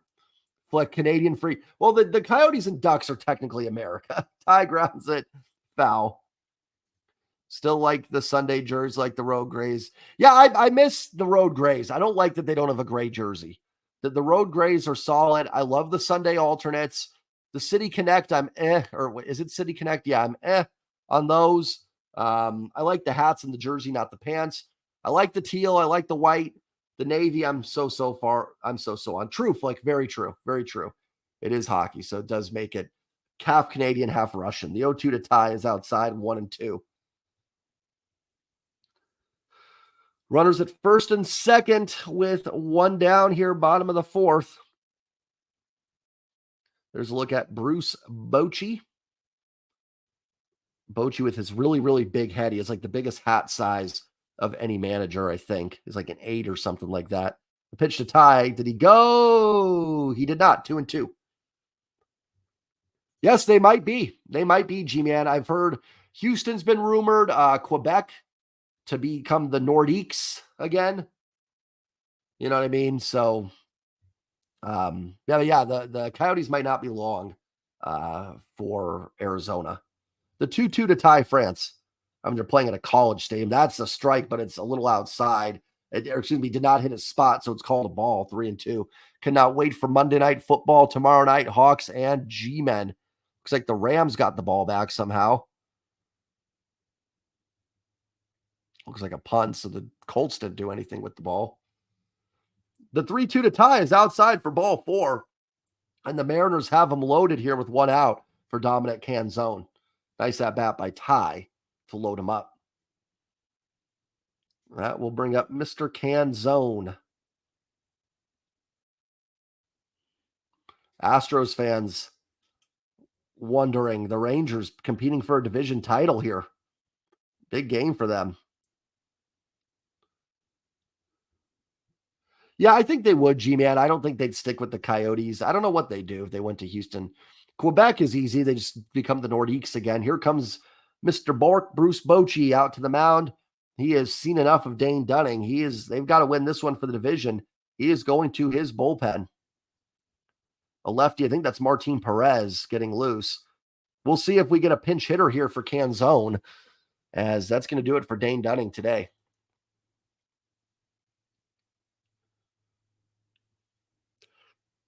The Eagles driving to win the game against the Commanders. Broncos beat the Bears. Ravens beat the Browns. Titans beat up on the Bengals. Vikings beat the Panthers. The Texans crushed the Steelers. Jags beat up on the Falcons in the Toy Story game. Lions beat the Packers on Thursday Night Football.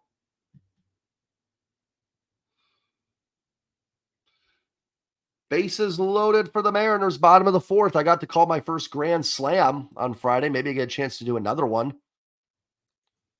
Seahawks -1.5 on Sunday against the Giants. Looks like no Saquon Barkley, no Andrew Thomas. The Seahawks still without Charles Cross, which is fine. I think that Forsythe has held up well enough that you feel okay, and it gives Cross this week in the bye week to get ready. Prima, I don't know. That's really not my area of expertise. Vegas, definitely. I know there's been some talks. I think North Carolina was a team, or I think they talked about North Carolina would be an interesting place, but I'm really not good at like that type of stuff. But we'll probably see Vegas here in a couple of years with the A's. Make them the Meteors and have a puck burning. That's actually pretty cool. I don't know who I'd have to go to. There you go, Flick. They can to Ukraine. I don't know who I would go for if the Coyotes moved to Houston. I just Nashville, Nashville and Vegas. Thank you. I said North Carolina. I was thinking Nashville in my head. Thank you guys. Appreciate that. I don't know who I'd root for in hockey. I've gone to a couple LA Kings games, so I might go to the Kings.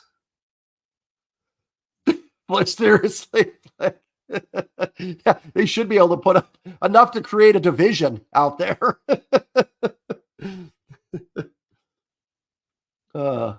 Here's Martin Perez, 34 games, 4.57 ERA. Thank you guys for joining. Hit that like button, hit the sub button. I'm 94 subs away from 2,500. Canzone stays in there against the lefty and takes strike 1, low in the zone, 1-0. Martin Perez, the new pitcher, no pinch hitter here. The Kraken, I feel like I'd be jumping on the bandwagon too much. You know what I mean? I feel like I would be just joining the bandwagon if that happened. The 0-1, but that probably would become my team. Canzone grounds it slowly to first. It's in play. Low steps on the bag. Comes home for the force out. Gino is safe. Excuse me, they needed to tag him. Low step. Canzone grounded it to Low. Low stepped on the bag at first and then threw home, but it was not a force out at home because of stepping on first base. So I don't know if Heim got the tag down in time. Gino scores. And it is 1-0 Mariners as of right now. Canzone hits it down the line. Low steps on first, throws home. Yeah, Heim misses. He's safe. He is safe. 1-0 Mariners. Jonah Heim, I don't think he thought it was a force out because he tried to tag him, but Lowe should have come home first with that instead of stepping on the bag. I get you're right there. You do it, but probably should have come home first for the force out. That one hits Mike Ford up and in. That'll reload the bases here. Martin Perez hits Mike Ford, and that'll bring up Josh Rojas. 1-0 Mariners with the bases loaded. An RBI ground out for Dom Canzone. That one hits Ford right on the elbow. Oh, no. Off the forearm of his oh my gosh, covered arm. I really butchered that call there. That will load the bases for Josh Rojas with 2 down.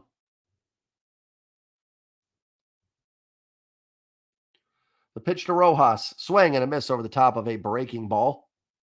Looks like Rams and Colts are going to be going to overtime. Eagles score a touchdown on the Commanders. They take the lead there. Go Cardinals against the Niners.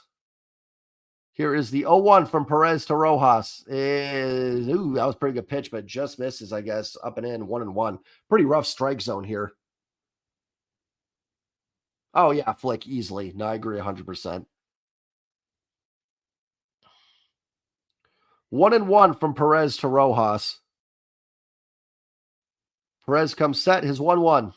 Swing and a miss, 1-2.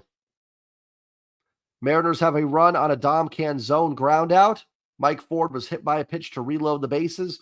Mariners with 5 grand slams this year. JP had 2. Taylor Trammell, Cade Marlowe, and Teoscar Hernandez all have grand slams. 5 this season. The Mariners looking for their 6th.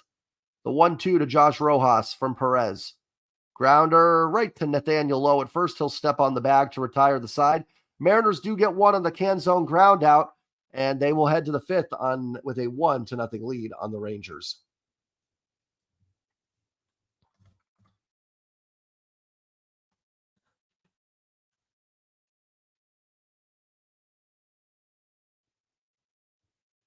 Rams Colts going to overtime. Thank you for that update. Go Colts. Go Colts, all I can say.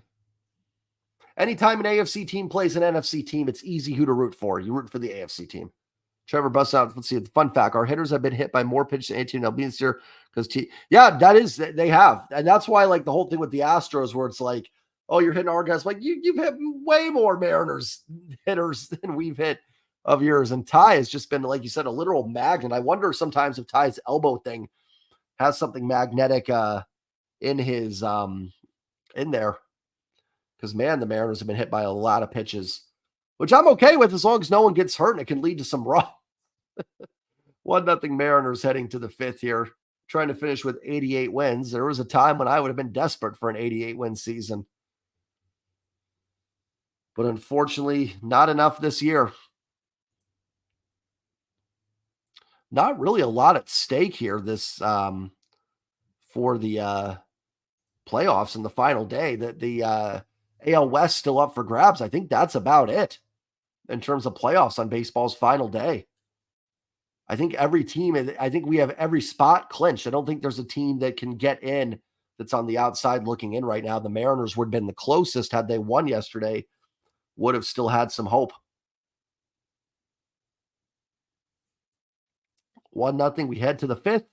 It is Kids Appreciation Day at the ballpark. It is Fan Appreciation Day on my stream. And I truly do. If you're new here, or even if you're not subbed and you're here, I appreciate you guys. You have all made this season way more memorable just based on your kindness, your generosity to my channel, and your support for me has made this a really, really fun team. This team must get an all-star player to even if it, yeah, I mean, like they need to add, that's for sure. they're close enough where they've got to get something to get this team over the top. Louis, I agree. 1-0 to Josh Young. First pitch misses low for a ball.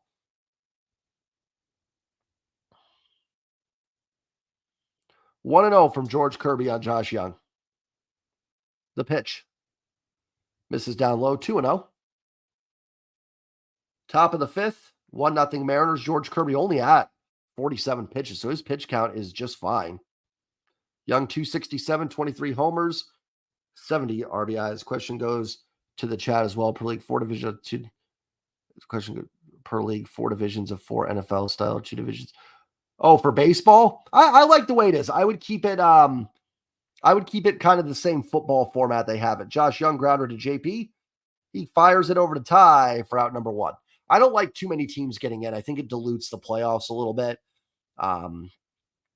So I would keep it the same way. I wouldn't mind seeing the O's win. I would not mind that at all.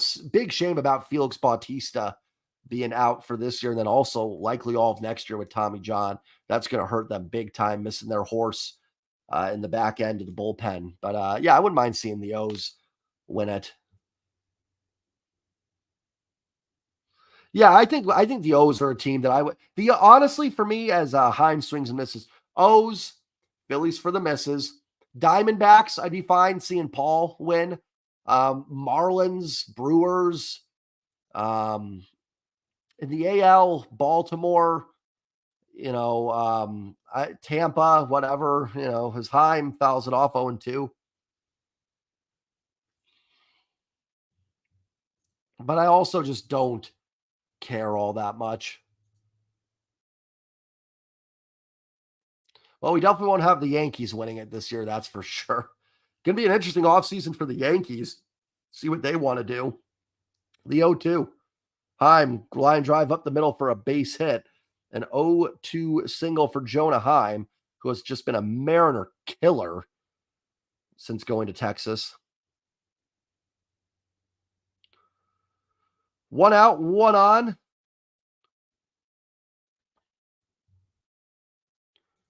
And that will bring up Leody Taveras, I think. Who is up? Is that Taveras? That is Leody Taveras.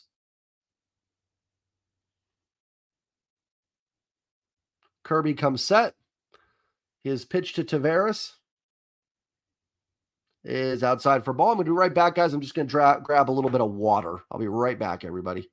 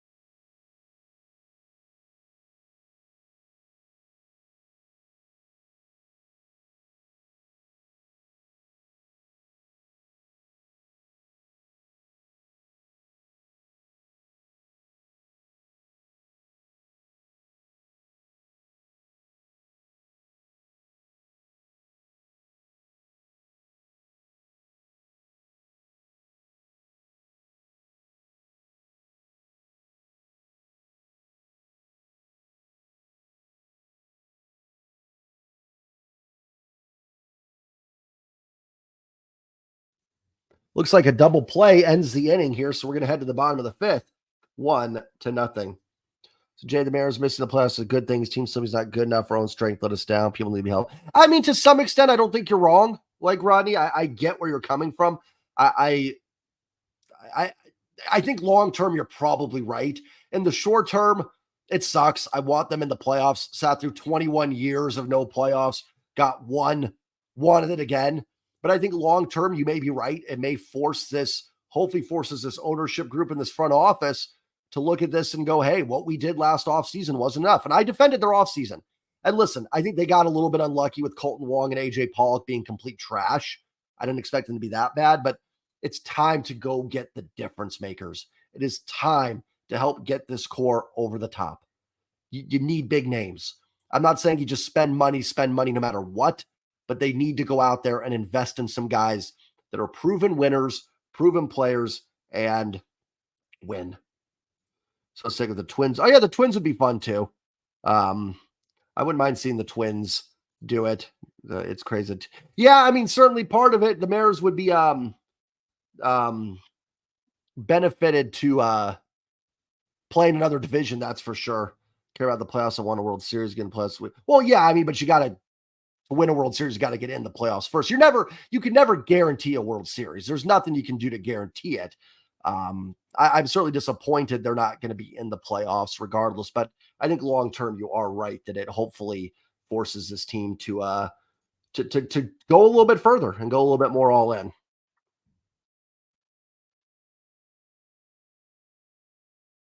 1-0 bottom of the fifth here. I'm assuming it was a double play turn to end the last inning. Rams are driving. Looks like they may win that game in OT. JP pops it up. Young and Heim. It's Heim making the catch. The Commanders tie it up. And that's going to overtime against the Eagles. How about that? Houston is taking it to the Diamondbacks. And Astros fans definitely watching the Mariners game here, as they could end up making the post, winning the division. Julio steps in, 1 out, nobody on.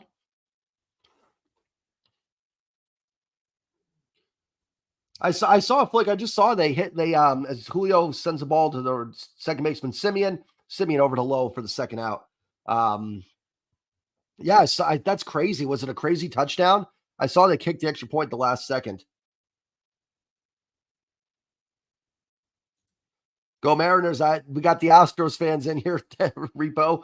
So, well, I mean, you guys have put yourselves in position. If the Mariners win, you deserve the division. No doubt about that.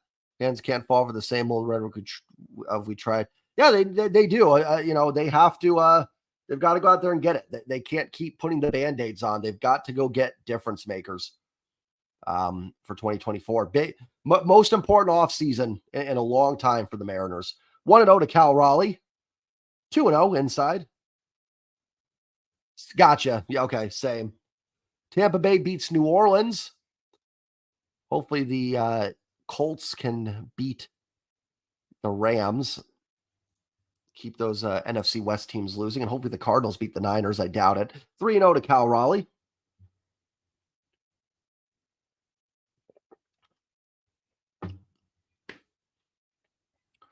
Two outs, nobody on here. Bottom of the fifth. Martin Perez still up on the hill. His 3-0 to the dumper is in there for a strike. 3-1. First catcher in team history with 30 home runs. See if Cal can hit number 31. The 3-1 to Cal. Fouls it off. 3-2. Cal 27 home runs. He's led MLB catchers in home runs each of the last 2 years, and actually has produced a higher F-WAR than Adley Rutschman through 2 years. The big dumper, Cal Raleigh. 3-2 on Cal. The pitch. Line drive down the line. It is I think it's a foul ball. Foul ball. Either that or the left fielder has no interest in going and getting it. So still knotted up in OT. Rams and the Colts. The Rams just scored a touchdown. Puka Nacua, 22 yards from Matt Stafford. So the Rams have won in overtime to improve to 2-2. A healthy Matt Stafford making a big difference for the Rams. 3-2 to Cal. Swing and a miss. He goes chasing at a high fastball. Perez retires the side in order. We'll head to the sixth. 1-0 Mariners. I will say this game is going along fast, which I'm not going to lie, not going to complain about on the final day of the season when the Mariners aren't in contention anymore. If you guys are new to the stream, hit the like button, hit the subscribe button. I am 94 subs away from 2,500. That was my goal at the end of the baseball season. I think the playoffs probably would have done it, but, this team couldn't have gotten in, so it is what it is.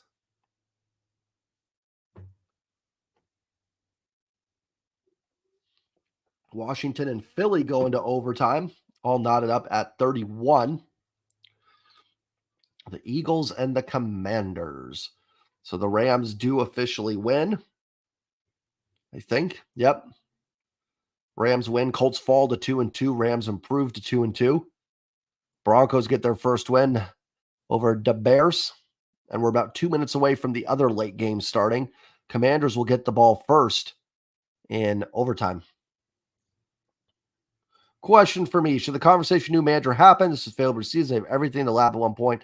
Scott may not be the guy to get the job done. I think it's fair. I think, Rodney, truthfully, I think everybody needs some self-reflection. Ownership, front office, coaching staff, and the players. I think all four should be looked at. I don't necessarily think they need to replace Scott.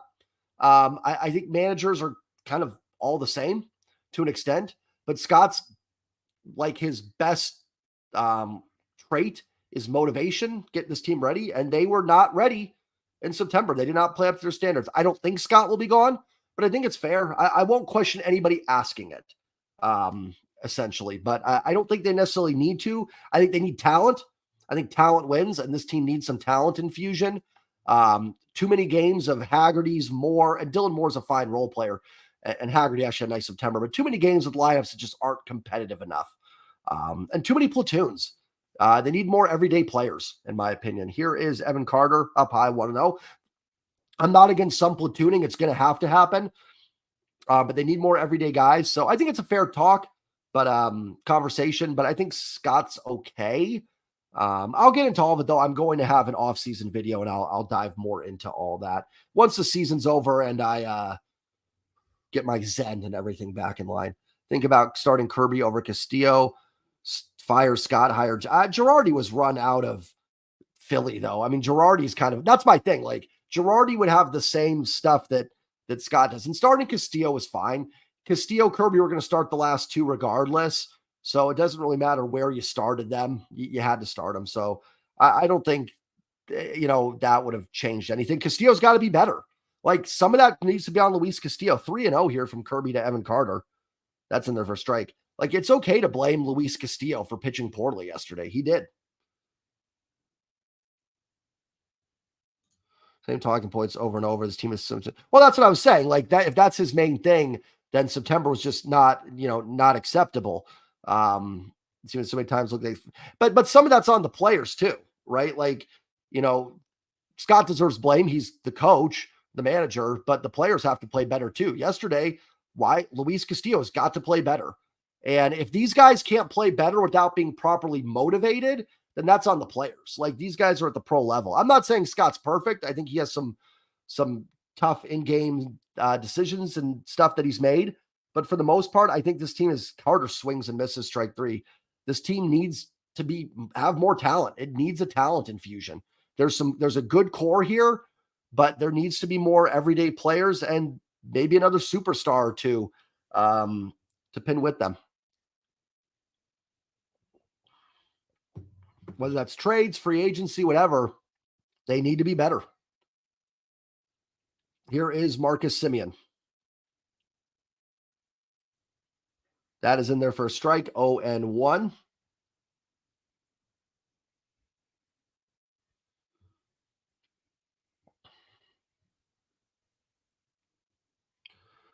Kirby to Semien.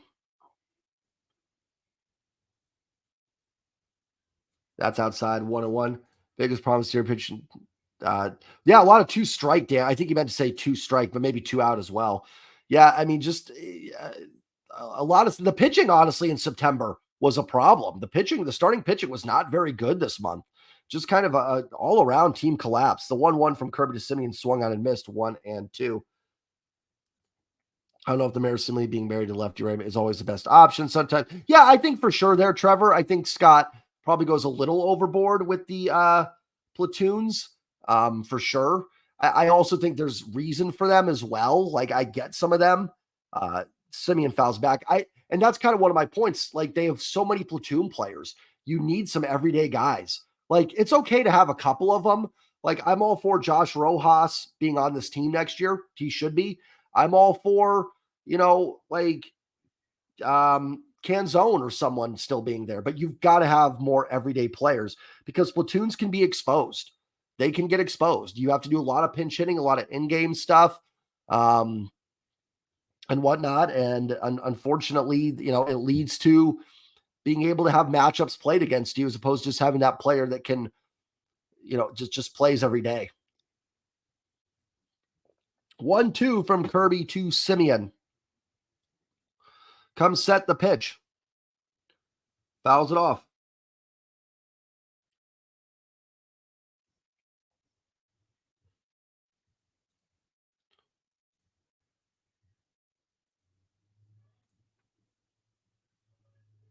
One and two here.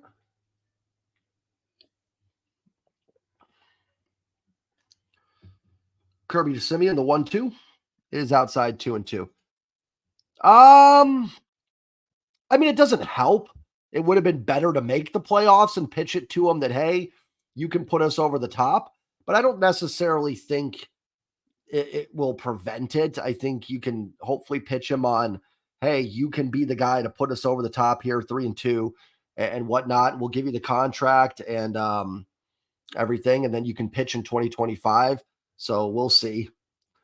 Bliss would definitely be someone in spring training that I hope has a chance to win that job at second base because he's been very, very impressive in Tacoma.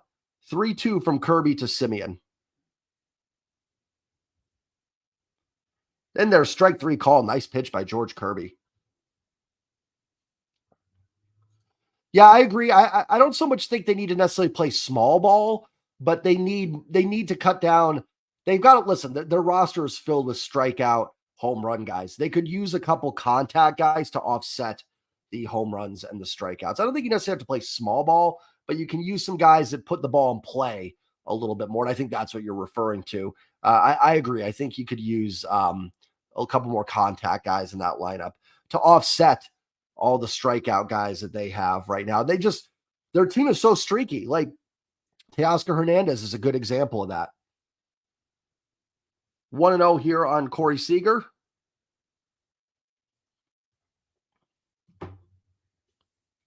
From George Kirby, the pitch. Swing and a miss, 1-1.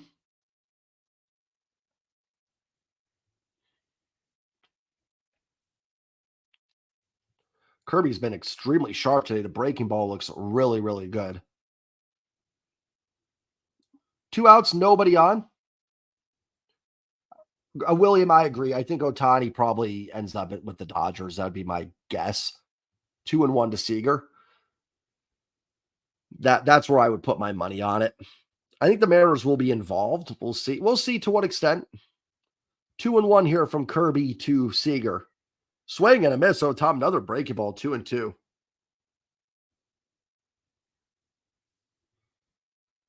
I know we don't want the Astros to win the division, but if they do, then and the Mariners win, then the Astros deserve it. I mean, they went out there and got the W's they needed to get. And that's that. The 2-2. Seager fouls it off. I'll put it on Texas. And Texas should have beaten the Mariners more in their games. Nothing you can do.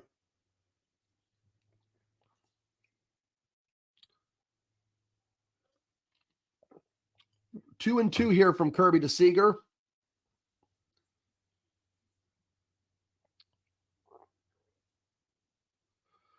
The pitch.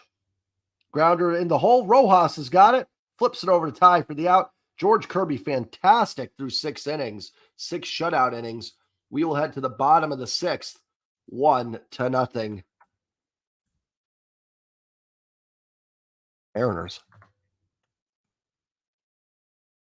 The first time this year, a lot of the fans don't want them to win, and of course they are holding up and winning. Yeah, that one stings a little bit. If the Rays hold on to beat the Jays, if the Mariners win here, I will say though, I've said a couple times like that they would have started Gausman had the Mariners won last night, so that may have changed. How that game would have gone. I believe you should have a salary cap. I think you should just do 12 best teams to playoffs. We have more wins than 3 playoff teams. I've always been an advocate of getting rid of divisions in all sports and just having the best 6. Like instead of a division, just one big conference and the best 6 get in. That's kind of been my thought with all sports, to be honest. And if you want, you can keep the rivalries. Like you can still have the Cubs and Cardinals play 13, 14 times. So I've always kind of thought that's what I don't so much care about the salary cap, but I definitely think the best 6 teams should just get in. But the division creates more incentive for other teams then to keep going to. So it won't change, but I've always thought that in all sports, that it should just be the best six and take the best six records, and those six teams get in. So if that was the case, the Mariners would get in, but it is what it is.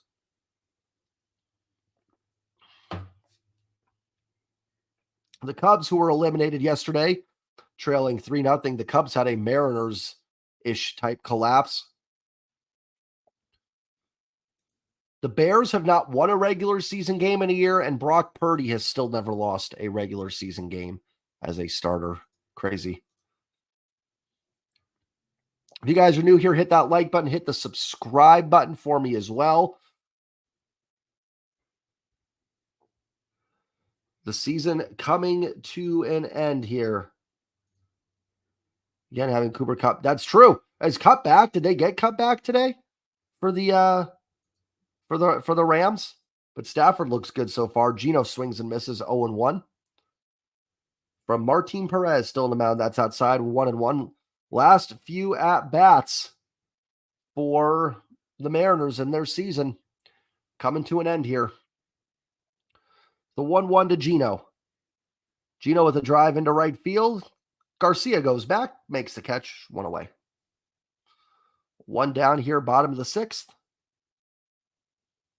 1-0 Mariners. Final game of the season. This season, it flies by every single year. Every year. Like, you think, we got 162 and it's over. Like, where did this season go? Where did the season go? The pitch to Kelenic is inside 1-0. Ooh, the ultimate question. If you were owner and you had to fire Scott or Jerry. I will always hold the front office more accountable than the manager because I believe talent at the end of the day wins. Unless your manager is just so toxic and bad. And I know some people probably think that's Scott. I don't. That I will always put the blame. I wouldn't fire Jerry either. I'm going to give him a shot to see what he does this offseason. Truthfully, if I was the owner, I would fire the previous owner. I would fire John Stanton. But I usually hold front office accountable before managers in all sports.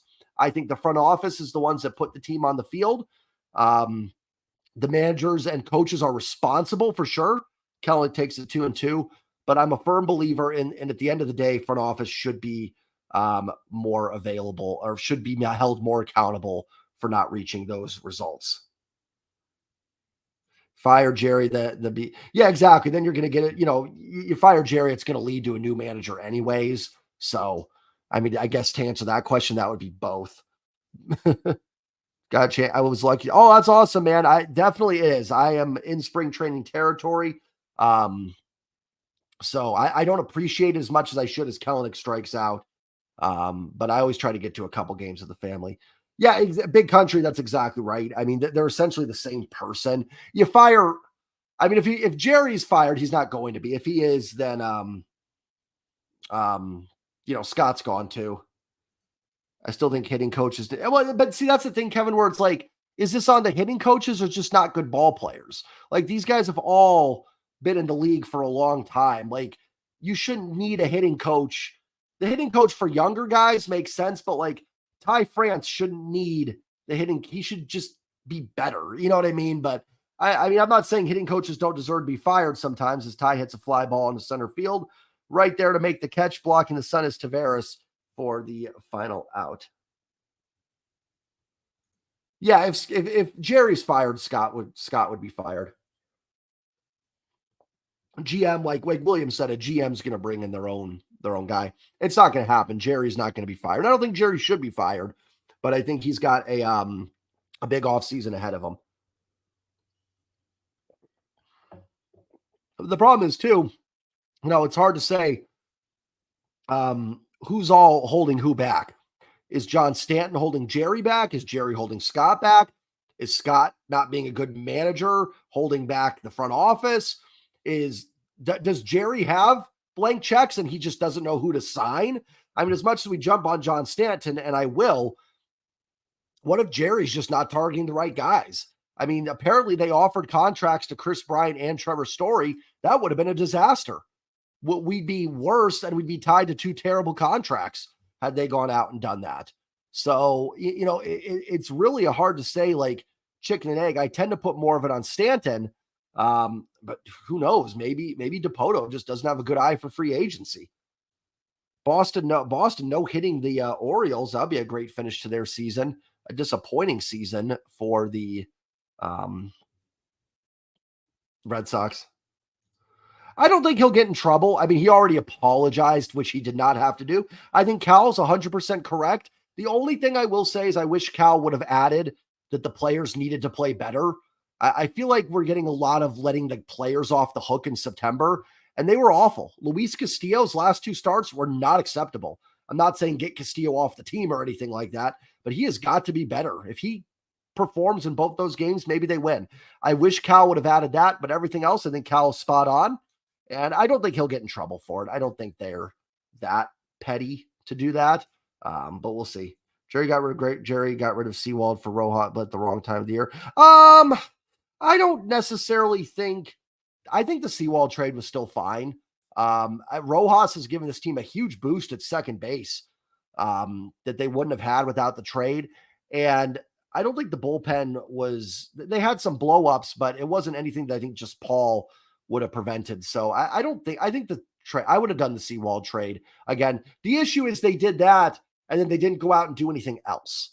Like they should have done the Seawald trade and then gone and add another bat somewhere. You know what I mean?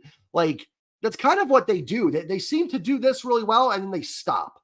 It's like you got to keep going with it. So here is Prelander Baroa back up on the mound. George Kirby's day is done. Prelander is in and he throws ball one here to, is that Mitch Garver? So Prelander Baroa back up. Luis Torrens is back behind the plate. Dylan Moore checks in. So Cal Raleigh's season is done. I think that's Torrens back there. Baroa's 1-0 pitch is outside 2-0. Jose Caballero's in the game. Looks like for JP. Dylan Moore probably in for Julio. George Kirby, 6 solid innings in his final performance. Baroa's 2-0 is in there for a strike, 2-1. I think it is Mitch Garver. Oh, yeah. Who is on the mound? Well, that's a good question. Is it Tanner Houck for Boston? That's a good question for the no-hitter. 2-1 here from Baroa to Mitch Garver. Ground ball right to Caballero at shortstop. Fires over to Ty, who digs it out for the out. So some defensive replacements here. I'll try to get them all in. It's going to be cliche, Kevin, but I'll take the Braves. I think it's the best roster. Hard pressed to pick anybody else, in my opinion. So I will take the Atlanta Braves. Adolis Garcia steps in. So the defensive replacements here, obviously Prelander Baroa in for George Kirby. Torrens in for Cal Raleigh. Caballero is in the game at shortstop. Dylan Moore is in the game in center field for Julio. So JP, Cal, and Julio's seasons come to an end. I agree, William. I agree. Although Betts has a case for MVP as well. In there for strike 1-1. But his a really good Braves and Dodgers, I feel like have to be the front runners. I won't count out Houston just because of their experience. But they just haven't quite been the same this year. Garcia takes just outside 2-1. If you guys are new to the stream, hit the like button, hit the sub button. 94 away from 2,500. 2-1 from Baroa to Garcia. Swing and a miss. Good breaking ball from Prelander. 2-2.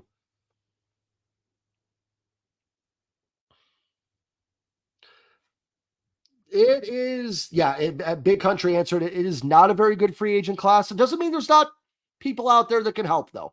There are some names. Garcia fouls it off 2-2. But yeah, overall, it's not a very good free agent class outside of the guy at the top. But there are avenues. It's not going to be an excuse for this team not to get better. They've got to go get some things done.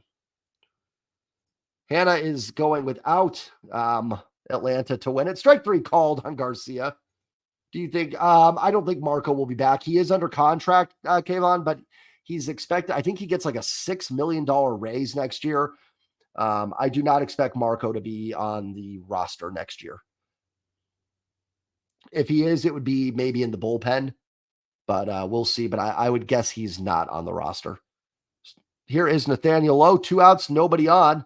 Burrowa's pitch drops in there for a strike. And that's the thing, too. Willie makes a good point. I don't even know health-wise when Marco will be ready. So that's a big issue as well. That's a good point, William. Thank you for mentioning that.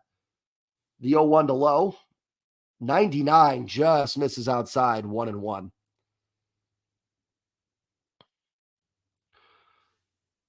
1-0 Mariners here, top of the 7th on a Dom Canzone RBI ground out. That is Low, 2-1. You're going, I will not, unfortunately, be able to do the live for the Hawks game. I agree. Twins or Oils would be cool. Unfortunately, I am not going. I've got some family stuff. I will not be able to live stream the Hawks game, but I will definitely be doing some. The next Seahawks game will be a members only stream. So if you're not a channel member yet, think about joining. We definitely are due for a members only stream. So I will try and do one for a Hawks game. 2-2 here to Low.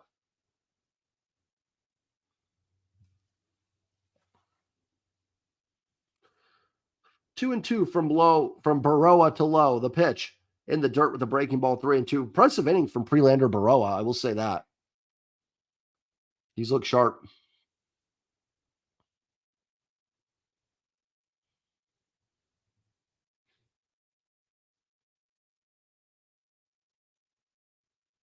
Two and two from Burrowa to Low. Come set the pitch. 3-2, fouled off. 2 outs, nobody on here. Hold on 1 second, guys.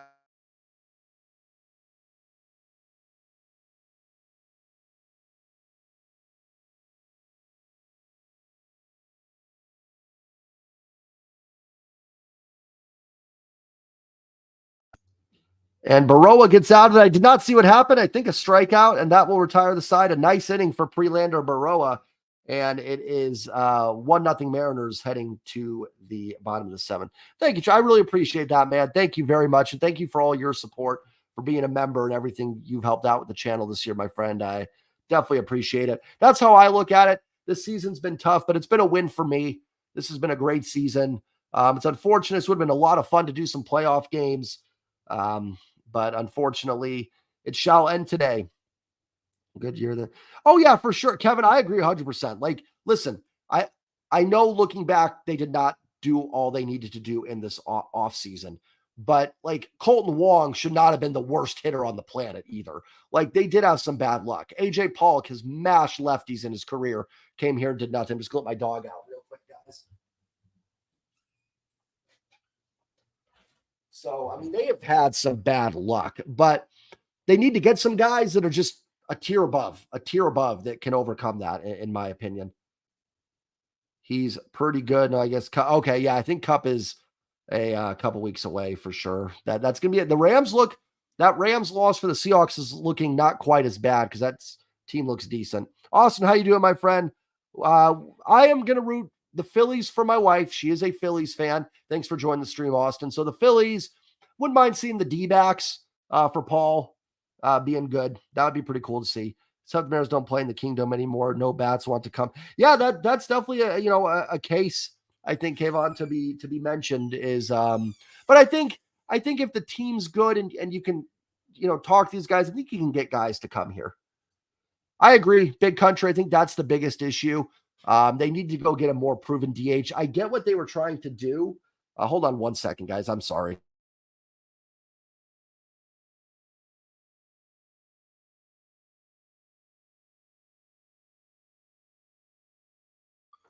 I get what they were trying to do. I think the goal with the DH was to kind of have a rotating DH where Cal would DH on days that he didn't catch, then Murphy would DH. I will say this, losing Tom Murphy was brutal for this team in September.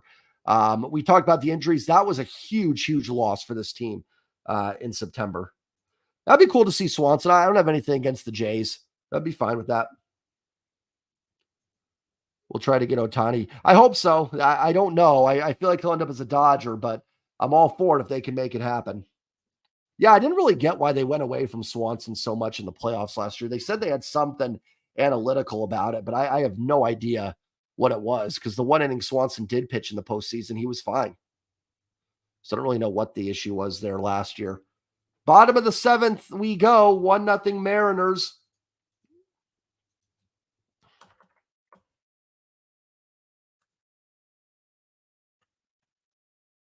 You guys are new here, hit that like button for me. Hit subscribe if you are not subscribed yet.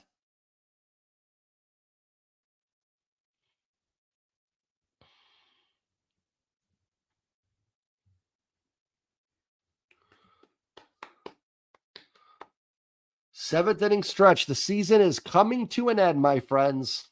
It has been quite a party with all you guys this year. It's been a lot of fun hanging out with you guys. Channel's not going anywhere. We're gonna have Seahawks streams. We'll talk Mariners off season, but it's crazy that the post game recaps are done.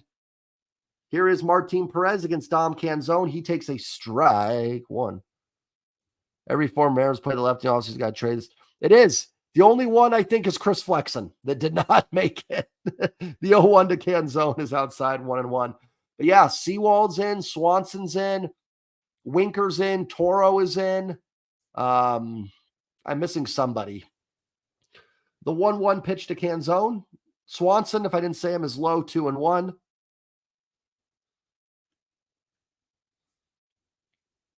William, I'm all thumbs all the time when I'm typing. It's why I don't respond sometimes to comments, because I just end up fat thumbing all of them. Swing and a miss, 2-2. Yes, thank you, Kevin. Carlos Santana's in the playoffs. He took a different route to get there. Went from Pittsburgh to Milwaukee, but he's in. Slam Tana. The 2-2 to Canzone. Strike three called right down the middle.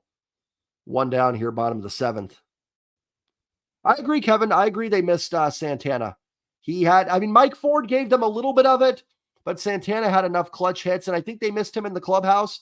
I think they wanted him back, but Pittsburgh, right at the beginning of free agency, went in there and signed him and gave him a pretty good contract at the time. Here is the F-350. Mike Ford swings and misses over the top of a breaking ball, or I think it was a fastball, 1-0.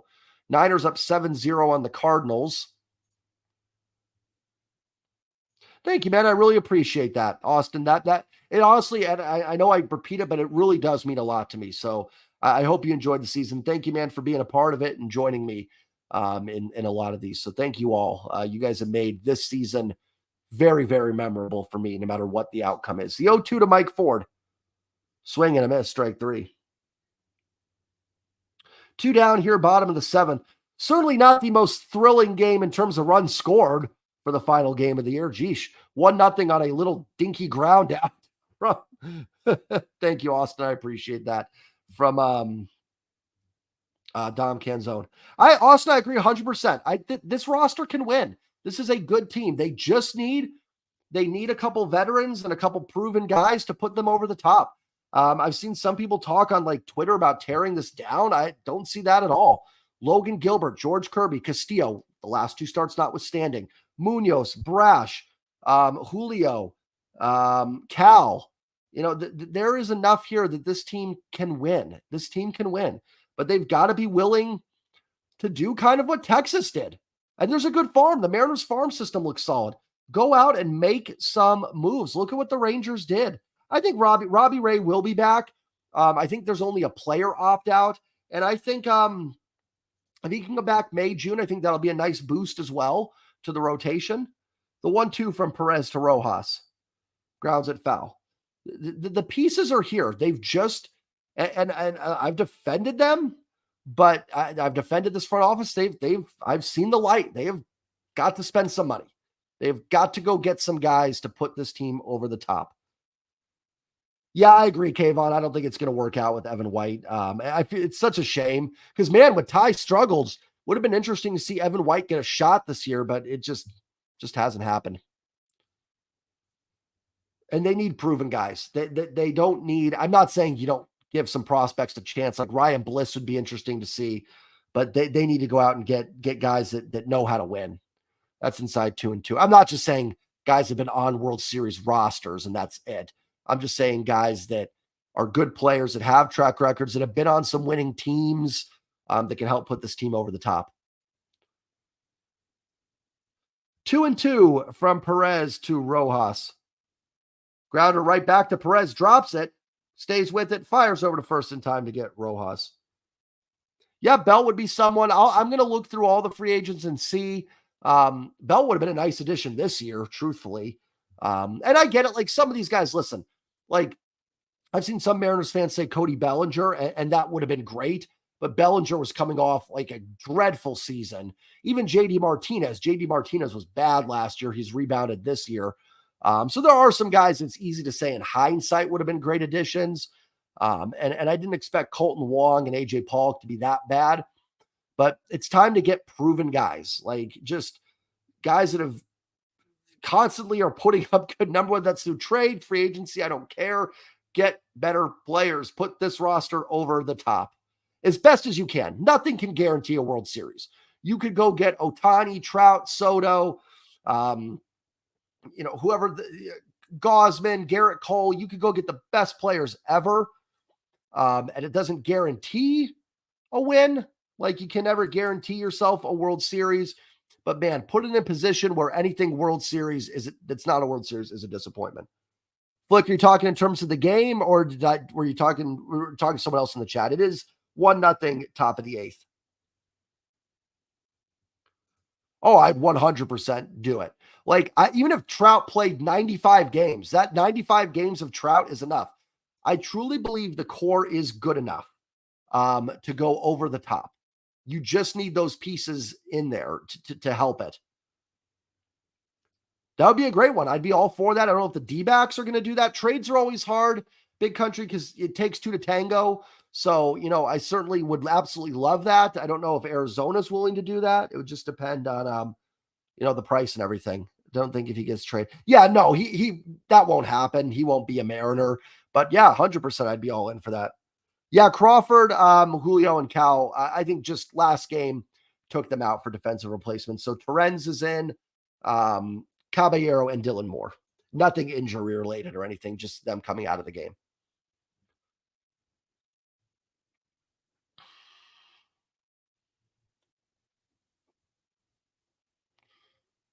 So yeah, I don't think there's any way.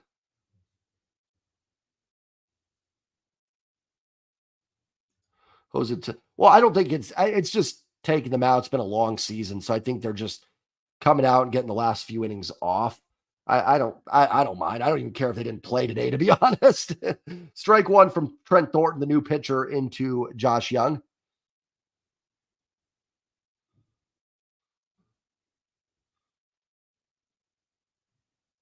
Thornton's 0-1 pitch, fouled off. Nope, it's dribbling foul. 0-2.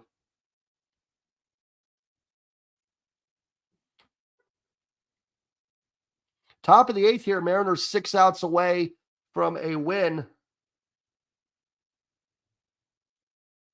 I think it's fine. Like, I don't think the other players mind as much. It gets some other guys in the game. Like even right now, like Trent Thornton's pitching. This would normally be Brash or Munoz, but just where the season's at, I think they're just getting the day off. The 0-2 outside 1-2, but I hear where you're coming from.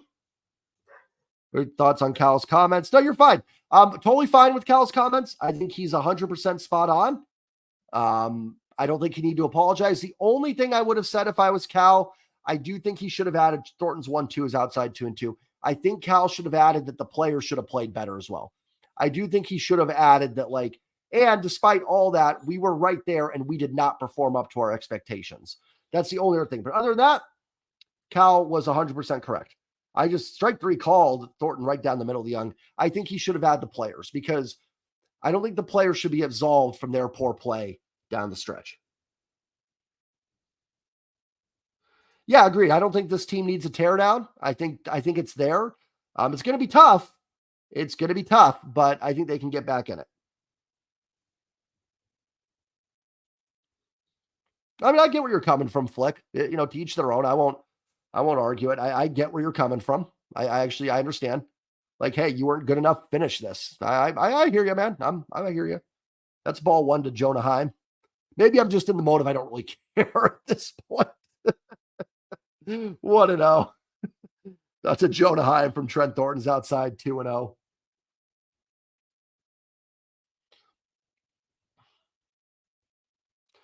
Yeah, Julio just needs to be consistent. Like his overall numbers really good this year. Julio was great, but I want to see it not just carried that that's outside of Heim 3-0. It needs to just be consistent. It needs to settle down in some of these big at bats. I think Julio's going to be fine, but I want to see it April through September. Everyone's going to have a bad month or two, but he doesn't need to repeat August every month, but I want to see some more consistency over the course of the season, in my opinion. That's in their first strike 3-1.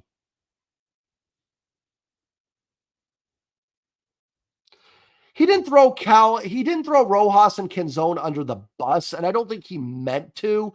That's in their first strike. But by making the comment about the Seawald trade, I do think that it kind of like he should have also said, like, listen, Josh and Dom have been great for us, but we miss Paul. That would have been a fair comment. I just think he should have added that. I think it came across a little bit as there's a ground ball to Rojas over to Ty. I think overall Cal was correct. I just think he should have added the players need to play better. And when he made the comment about the Seawald trade, he should have thrown in like, hey, Josh and Dom have been tremendous for us, but we miss Paul. I think that would have been a fair comment to make. Hold on, guys. I will be right back.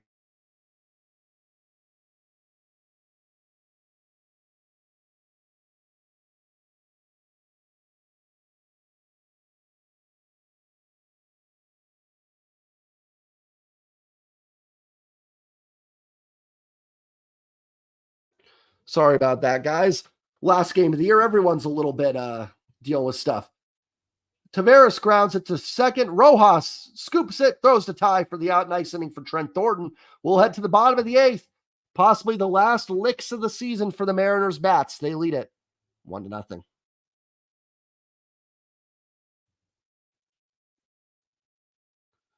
Yeah, and listen, like Cal said, listen, Cal was all of us yesterday. Like, I love what Cal said. I absolutely love it. I just think he probably should have qualified it. One, the players are not off the hook for September. Yes, this ownership group stinks. Yes, the front office needs to get better. Yeah, Scott deserves some blame. But the players also have got to play. And they let some opportunities go that, regardless of John Stanton, Jerry, Justin, Scott, whatever you think of all them, the players playing a little bit better in September could have won this division, despite all that. That's my only thing with Cal's comment that I would say probably should have qualified it with. But other than that, he was 100% right. Bottom of the eighth we go. Guys, the season is coming to an end. It's sad. I'm sad right now. Hold on, I'm just going to readjust my headphones a little bit.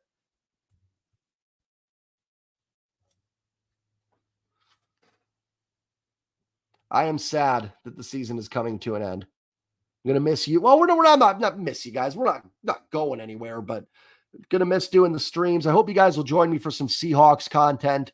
If you are Seahawks fans, if not, all good. I understand some Mariners fans, just like I'm not a UW Huskies and Kraken fan. Sometimes your fandom takes you to other places. But again, thank you to all of you that are in here. I really appreciate it. It's been a blast. And listen, I say this all the time, and it's why I try to keep the peace and stuff. We will all have disagreements on what this team should do.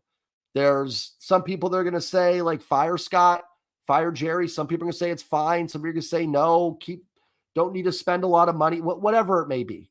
But we all want this team to win. We all want the Seattle Mariners to hoist up that World Series trophy. So at the end of the day, we're all on the same team here. There's going to be disagreements. There should be. Like, it's not, there's not one way to do it, but they need to get better. They need to find a way to improve the talent on this team. I think they were as much as a game and a half up. I think the biggest playoff lead they had was 2.5, something like that. Throwing unproven players under the bus is what they're there for. What do you mean? Like, I don't think you should throw anybody. I'm not talking about like throwing that Cal should have thrown players under the bus, but just add that as a team collectively, we didn't play well enough in September. I don't think there's any one player. They all didn't do their job. I mean, outside of maybe a couple of them, Dylan Moore steps in, takes strike one. I agree. I did listen. This team's done a great job of some player development. They deserve some credit, but they've got to get over the hump. But I agree, William. Jerry's job's safe. The 0-1 is outside 1-1. Last at bats of the year, possibly for for the Mariners, who also may be possibly giving the Houston Astros a division championship here. 1-1 to Dylan Moore. Pops it up. Yeah, that was a brutal road trip. To me, I think the Tampa Bay games, man, they could have won one of those. There were so many things. They could have won a game against the Dodgers. They could have won a game against the Rangers. Just so many things all around. They could have won it.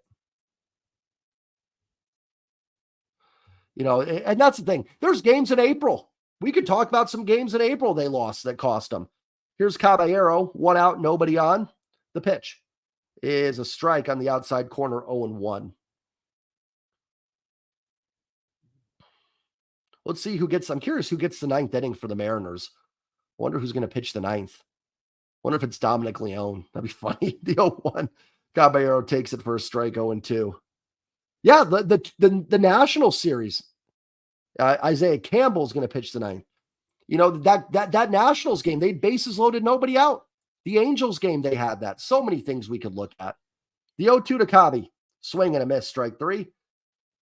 This could be the final at bat for the Mariners season right here coming up. We'll see who it's going to be. Isaiah Campbell will get the 9th inning for the Mariners to try to earn his first big league save. And it will be Luis Torrens, LT. Will LT be getting the final at bat of the season for the Mariners?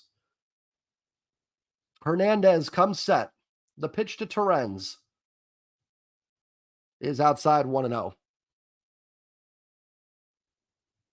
Rangers are going to need 1 to tie in the 9th, 2 to win it. Big Country, well said. They've got to get off to better starts. That's what I'm saying. There's so many things that they could do here. There's so many things. That's a strike to Torrens. Like, they can't do it. I'm not saying they need to be 20-2 through the first 22 games, but you've got to at least be 3-4 games over 500, right? You know what I mean? So, no, well said, Big Country. Bryant Reeves, Big Country. The 1-1 to Torrens outside 2-1. Anytime I think Big Country, I think of Reeves from Oklahoma State. Then he played for the Grizzlies for a little bit. Yeah, certainly needs to be more heads up. He's fast, but he needs to be a better base runner if he's on the team next year, which we'll see. The 2-1 to Torrens is in there, 2-2. Team definitely missed Tom Murphy. I will say that. That was a big reason, I think, for the drop-off. But, every team's got injuries. The Astros were without Jordan and now Altuve for a bunch. The 2-2 to Torrens. Swing and a miss over the top of a breaking ball for strike 3. We will head to the 9th. The Mariners are 3 outs away from finishing the season with a W. Season's coming to an end, folks. Top of the 9th, 1-0 Mariners. Game's at least gone fast. Holy cow. This has been an under 2-hour game so far. I don't think Teo will be back. I think you offer the qualifying offer. If Teo takes it, cool. If not, then I just think he's going to get too much money. And I like Teo when he's hot. He is great, but he's too streaky. You need more consistency. I like Teoscar. I'm not against bringing Teoscar back, but there's got to be other moves that go along with it. Aiden, I'm going to agree with the chat. I'm going to go JP. I think Julio definitely, thank you for the comment, Aiden. I appreciate it. Julio's probably had the best year overall if you look at F4 and everything like that. But JP has been the most consistent. And I've got to give it to JP Crawford, just being honest. That would be my take. And it looks like the chat kind of agrees there. Jake Kendrick is huge to me. Yeah. Kelenic too, though, I will say, and not that you should take away his April, it counts, but Kelenic's been kind of mediocre. Kelenic's a guy. He should not just be given a spot next year. Kelenic has to earn it. I'm kind of I think he should be on the team. I'm not saying get rid of him or anything, but he has got to be more consistent. And his April was great, but ever since then, I mean, how many home runs did Kelenic have outside of April? 2, 3? It's not good enough. He's got to be better. And Jared Kelenic is not guaranteed. In my opinion, he is not going to be guaranteed a starting position. I think he's a solid player. He's a decent role player. If you can make other additions, Like if you go get, I'm not saying they're going to do this, but like if you got Mookie Betts and Mike Trout and Ohtani and Soto and all these guys, then yeah, sure, Kelenic can be a starter, but you cannot just go in with him being an everyday player next year, in my opinion.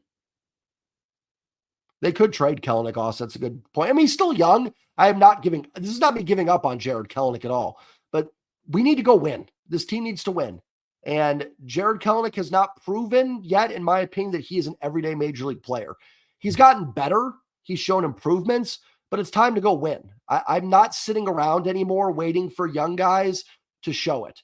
Like, I'm not saying you don't develop guys still, and there aren't some prospects that will come up, but it's time to go get some winners. I know I'm sounding super old school and just shouting things as Evan Carter fouls off the first pitch from Isaiah Campbell.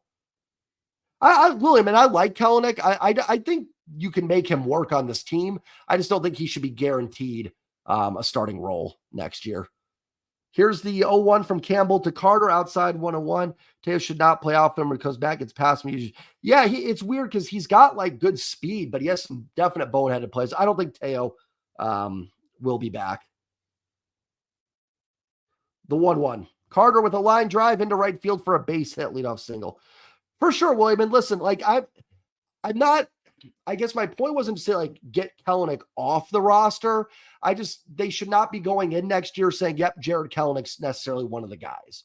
I think if you can make an improvement over Jared Kelenic, then do it. I guess that's what I'm trying to say. If there's a player out there that's better and you can go get him, then absolutely do it. I'm not giving up on him, but this team's got to make the next moves to get going. Outside to Simeon, ball one. Tying run is at first. The Rangers season in terms of winning the division on the line here. 1-0 from Campbell to Simeon. He's going to have to go through the heart of the order to get through it. The pitch is in there for a strike, 1-1. Astros fans wondering where Brash and Munoz are right now. That's fair. And William, you know what? That's fair. Like I said, that's a totally fair take. You're probably not wrong. I'm probably a little emotional right now. So you're probably not wrong in that. That's outside to Simeon, 2-1.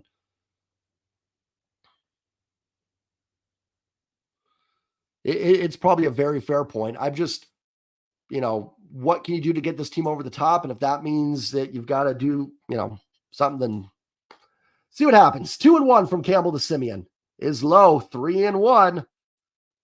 Tuesday, Kevin. Tuesday's the first playoff games. So Isaiah Campbell in danger of putting the first two men on here. 3-1 from Campbell to Simeon. Runner at first, nobody out. The pitch in there for a strike. Good breaking ball from Campbell, 3-2. Nice pitch.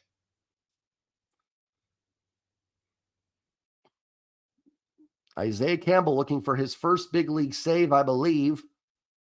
It is a 3-2 from Campbell to Simeon. The pitch. Swing and a miss. Strike three. Great breaking ball from Isaiah Campbell. And Simeon is down. Ty France should be the first baseman, but I know I'm not convinced he will be. I don't think that's a lock. I would send Ty France to Driveline to see if he can learn something there, and that would help him. But I'm not convinced Ty will be there. I think there's a chance he is not. Could we potentially trade Robbie Ray? No, not Brian. No dumb questions, man. You are fine. Seager hits a line drive into left field, coming over and making the catches. Canzone. I don't know if Ray can be traded while he's on the injured list. That's my answer to that. And I would not trade from pitching depth. I think the Mariners actually need more pitching depth, but certainly not a dumb question at all.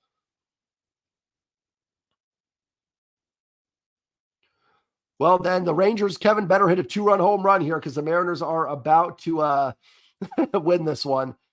Yeah, I agree, William. 100%. 100%. Need to get something there at first base. Here we go. Mitch Garver stepping in. The Mariners 1 out away from a victory and the season ending. Campbell's pitch is a ball just inside to Garver. 1-0. The season's ending, guys. I am sad. This is it. Well, unless Garver hits a double and ties it at 1, then we still have more baseball. But more than likely, season ending here. 1-0 from Campbell to Garver. The pitch. Outside, 2-0. The 2023 Mariners saying goodbye to the season. It has been quite a party. Quite a party. 2-0 from Campbell to Mitch Garver. Comes set. The pitch. Garver with a fly ball. Shallow left field, Canzone can't find it in the sun. Now he's got it. He makes the catch, and the Mariners win the ball game 1-0. The Houston Astros will be AL West champions thanks to the Mariners. So I should have some very happy Astros fans in my comment. Congratulations to Isaiah Campbell on his first big league save. The Mariners win their 88th game of the year, and the season has come to an end. That's it. Baseball season is over. It's crazy. Thank you guys all for everything this year. Truly, truly appreciate it. Yeah, that's it. It's sad. I don't know what to say. Season's over. Season is over, guys. Thank you all for joining me. Agreed. 2024 needs to be better, and hopefully it would. 120. You know what? A stress-free 20-inning game, I would have been fine with it. We would have had some fun with it. Seriously, they won 1-0 on a little dinky Kansas ground out. Where was this win all week? Why couldn't they have won this game yesterday? Thank you guys. Yes, football season now. Hunter agreed. Right. Have a great day. Of course they did us. You are very welcome. Thanks for joining me. Thank you, Christian, man. I appreciate you being here, even as a non-Mariner fan. It means a lot to me that you guys were here. Yes, Sour. Where'd you send it to me? I don't know if I did get it. Did you put it in the comments? I did not see it. Can you put it there again, or did you DM me on Twitter for it? Let me know where you sent it, because I did not see it, actually, unfortunately. Thank you, man, Trevor. Truly appreciate that. Thank you so much, and thank you for joining, becoming a member. Thank you for that super chat, my friend. Really, really do appreciate it. Thank you guys for joining me. It is going to be a shame that this season is over. Okay, just did you put it in the? Did you put it in the chat? I don't see it. I'm probably looking right at it, but we'll figure it out. April, May were missing a lot of players. June sucked for. Yeah, it was really funny. Just a lot of frustration. Kind of I almost hate to say, almost to an extent, a well-deserved missing the postseason in a way. I don't necessarily know if they deserved it. That just they had the great August, but just not enough. Not enough outside of it. Thank you, man. Appreciate that, Kayvon. Really appreciate it. Let's see if we can get the Hawks going. Have a great day, everybody. Sour, once again, if you can just point to where you put the email. Did you put it in the comments?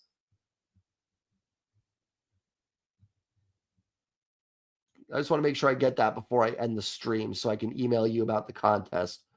I just want to make sure where I put it.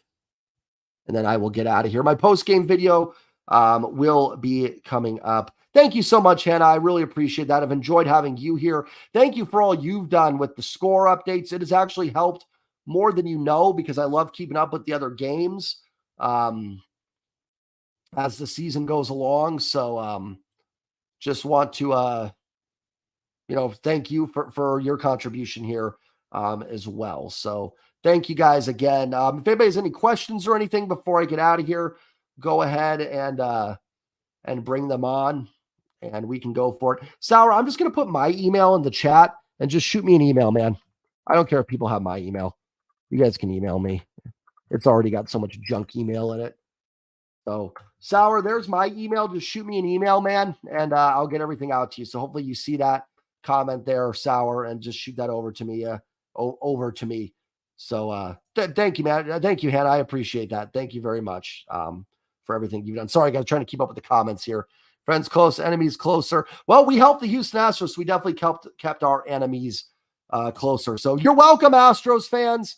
You're welcome. Sour won the home run contest. So I'm not sending out anything.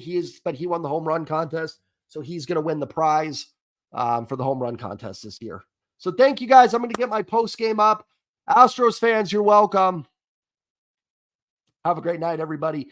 Join me for the final post game of the season coming up in just a few minutes. Bless you all. Appreciate you all being here, and have a great, great night. Go Mariners. Peace.